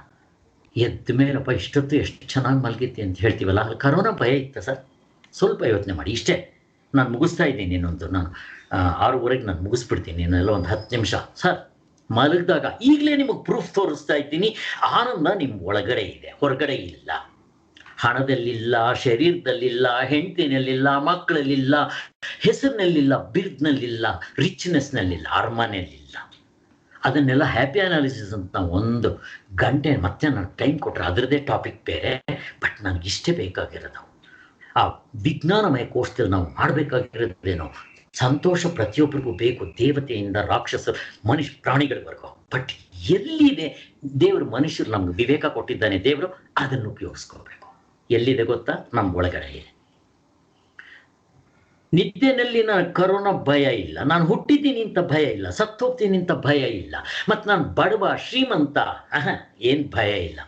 ದೇವರು ಕೊಟ್ಟರ ಸ್ಯಾಂಪಲ್ ಅಲ್ವಾ? ಮತ್ತು ನೀವು ಅದೇ ಸ್ಥಿತಿನ ಎಚ್ಚರದಲ್ಲಿದ್ದಾಗ ಹಿಡ್ಕೊಂಡ್ರೆ ಅದು ಮೋಕ್ಷ ಅಲ್ವಾ, ಆನಂದ ಅಲ್ವಾ? ರಾಮಕೃಷ್ಣ ಪರಮಹಂಸರು, ರಮಣ ಮಹರ್ಷಿಗಳು ಮಾಡಿದ್ದಷ್ಟೇ. ಒಳಗಡೆ ಇದೆ, ಅದು ಬಿಲ್ಟ್ ಇನ್, ಪ್ರತಿಯೊಬ್ಬರಿಗೂ ಕೊಟ್ಟಿದ್ದಾರೆ. ಅದು ವೀರಪ್ಪನಿಗೂ ಕೊಟ್ಟಿದ್ದಾರೆ, ಎಲ್ರಿಗೂ ಕೊಟ್ಟಿದ್ದಾರೆ, ವಾಲ್ಮೀಕಿಗೂ ಕೊಟ್ಟಿದ್ರು. ಅವನು ಕೆಟ್ಟವನಾದರೂ ಅವನು ಈ ದಾರಿಗೆ ಬಂದು ದೇವ್ರ ಸಾಧನೆ ಮಾಡಿ ಅವನು ಎಷ್ಟು ಒಳ್ಳೆಯವನಾಗ್ಬಿಟ್ಟ. ಆನಂದ ಒಳಗಡೆ ಇದೆ. ಮತ್ತೇನು ಮಾಡಬೇಕು ಸರ್? ಟ್ಯಾಪ್ ಮಾಡಬೇಕು. ನೀರೆಲ್ಲ ಕಡೆ ಇದೆ, ಬಾವಿ ಬೇಕು ಅಂದರೆ ನೀವು ಅಗಿಬೇಕು. ಅದೇ ರೀತಿ ಆನಂದ ನನ್ನ ಒಳಗಡೆ ಇದೆ. ಮತ್ತು ಟ್ಯಾಪ್ ಮಾಡಬೇಕಾದ್ರೆ ಹೇಗೆ ಸರ್? ಇದು ನಾನಿವಾಗ ಇಷ್ಟೊತ್ತು ಹೇಳ್ಕೊಂಬಂದಲ್ಲ, ಹೊರಗಡೆಯಿಂದ ಏನೇನು ಮಾಡಬೇಕು ಅಂತ. ಈ ವಿಜ್ಞಾನಮಯ ಕೋಶಕ್ಕೆ ಆ ನಾಲೆಡ್ಜ್ ಕೊಡಿ. ಇದು ಚಿನ್ಮಯ ಮಿಷನಲ್ಲಿ ಕೊಡ್ತಾರೆ, ಅಥವಾ ನಮ್ಮದು 3 ಕ್ಲಾಸಸ್ ಮಾಡ್ತೀವಿ ಅಂಥದ್ರಲ್ಲಿ ಕೊಡ್ತಾರೆ. ಈ ರಾಮಕೃಷ್ಣಾಶ್ರಮದಲ್ಲಿ ಭಜನೆ ಎಲ್ಲ ಮನೋಮಯ ಕೋಶ ಕೊಡ್ತಾರೆ. ಈ ಅವರು ಜ್ಞಾನ ಯಜ್ಞ ಅಂತಾನೆ ಮಾಡ್ತಾರೆ. ಇದು ನಾನಂದ್ರೆ ಯಾರು, ಯಾಕೆ ಹುಟ್ಟಿದ್ದೀನಿ, ನನ್ನ ನಿಜವಾದ ಕರ್ತವ್ಯ ಏನು, ಇಷ್ಟು ನಾವು ತಿಳ್ಕೊಂಡ್ಬಿಟ್ರೆ ರ್ಯಾಟ್ ರೇಸ್ ಕಡಿಮೆ ಆಗ್ಬಿಡುತ್ತೆ ಸರ್. ಅವಾಗ ಅಷ್ಟಾಯ್ತಾ? ನೆಕ್ಸ್ಟ್ ಕೊನೆಯದು ಆನಂದಮಯ ಕೋಶ. ದೇವತೆಗಳಿಂದ ಪ್ರಾಣಿವರೆಗೂ ಪ್ರತಿಯೊಬ್ಬರಿಗೂ ಆನಂದ ಬೇಕಾಗಿದೆ. ಈ ಆನಂದ ಬಿಲ್ಟ್ ಇನ್, ದೇವರು ಪ್ರತಿಯೊಬ್ಬರಿಗೂ ಕೊಟ್ಟಿದ್ದಾನೆ. ಇಲ್ಲಿ ದೇವರು ಮೋಸ ಮಾಡಿಲ್ಲ. ಮತ್ತು ಮೋಸ ಮಾಡಿರೋದೇ, ಮೋಸ ಅಂದರೆ ಏನು? ಒಬ್ಬ ಶ್ರೀಮಂತ ಆಗಿರ್ಬೋದು, ಬಡವನಾಗಿರ್ಬೋದು, ಸುಂದರವಾಗಿರ್ಬೋದು, ಕುರೂಪಿ ಆಗಿರ್ಬೋದು, ಮತ್ತೆ ಬುದ್ಧಿವಂತ ಆಗಿರ್ಬೋದು, ದಡ್ಡನಾಗಿರ್ಬೋದು, ಇಲ್ಲಿ ಹೆಚ್ಚು ಕಡಿಮೆ ಇದೆ. ಬಟ್ ಇಲ್ಲಿ ಪ್ರಾಬ್ಲಮ್ ಇಲ್ಲ. ನೀನು ಒಳಗಡೆ ನೋಡ್ಕೋ, ಇದು ಇಂಪಾರ್ಟೆಂಟ್ ಅಲ್ಲ. ಇದು ಈ ಹೊರಗಡೆ ಇಲ್ಲಿ ಇಷ್ಟು ಕೂಡ ನಾನಲ್ಲ, ಇಷ್ಟು ಕೂಡ ನಾನಲ್ಲ. ನಿಮ್ಗೆ ಇದ್ರ ವಿಚಾರ ಕೇಳಕ್ ಬಂದ್ರೆ ನಿಮ್ಗೆ ಇದು ಸ್ಪಷ್ಟತೆ ಆಗುತ್ತೆ. ಹೂ ಆಮ್ ಐ ಅಂತ ನಂದು ಅದು ಬೇರೆ 1 ಗಂಟೆ ಪ್ರವಚನ ಇರುತ್ತೆ. ಯಾರ ಹತ್ರ ಯೂಟ್ಯೂಬ್ ಇರುತ್ತೋ ಅದು ನೋಡ್ಕೋಬೋದು. ನಾನು ಇವನ್ನೆಲ್ಲ ಮಾಡಿದ್ದೀನಿ. ಅದು ಇವತ್ತು ನಾನು ಬರೀ ಡಿಸೀಸ್ ಇದೆ, ನಾನು ಅದಕ್ಕೋಸ್ಕರ. ಸೊ ಅಲ್ಲಿಗೆ ನಾವು ಓವರ್ ಆಲ್ ಟ್ರೀಟ್ಮೆಂಟ್ ಹೀಗೆ ಕೊಡೋದು ಮಾತ್ರ ಯೋಗದಲ್ಲಿ ಮಾತ್ರ ಇದೆ. V are not only the body, we are the mind, ಪ್ರಾಣ ಕೂಡ ಉಸಿರಾಟ, ಅದಕ್ಕಿಂತ ಹಿಂದೆ ಮನಸ್ಸು, ಮನಸ್ಸಿಗಿಂತ ಹಿಂದೆ ಬುದ್ಧಿ, ಬುದ್ಧಿಗಿಂತ ಆನಂದಮಯ ಕೋಶ. ಇಷ್ಟು ಲೆವೆಲ್ಗೂ ಕೂಡ ನಾವು ಸರಿಯಾದ ಒಂದು ಕಲ್ಚರ್ನ ಕೊಟ್ಟರೆ ಅದು ಯೋಗದಲ್ಲಿ ಮಾತ್ರ ಇದೆ. ಸೊ ನಮ್ಮಲ್ಲಿ ಎಲ್ಲನೂ ಸೇರುತ್ತೆ. ಸೊ ಅಲ್ಲಿಗೆ ನಾನು ಐ ಥಿಂಕ್ ಎಲ್ಲ ಕವರ್ ಮಾಡಿದ್ದೀನಿ ಅನ್ಕೊತೀನಿ. ಸೊ ಪ್ರಾರ್ಥನೆ ಒಂದಿಗೆ ಮುಗಿಸೋಣ. ಓಂ ಸರ್ವೇ ಭವಂತು ಸುಖಿನಃ, ಸರ್ವೇ ಸಂತು ನಿರಾಮಯಾಃ, ಸರ್ವೇ ಭದ್ರಾಣಿ ಪಶ್ಯಂತು, ಮಾ ಕಶ್ಚಿತ್ ದುಃಖಭಾಗ್ ಭವೇತ್. ಓಂ ಶಾಂತಿ ಶಾಂತಿ ಶಾಂತಿ. ಜೈ ಗುರುದೇವ್. ಸೊ ಯಾರಿಗಾದ್ರೂ ಪ್ರಶ್ನೆ ಇದ್ರೆ ಕೇಳ್ಬೋದು.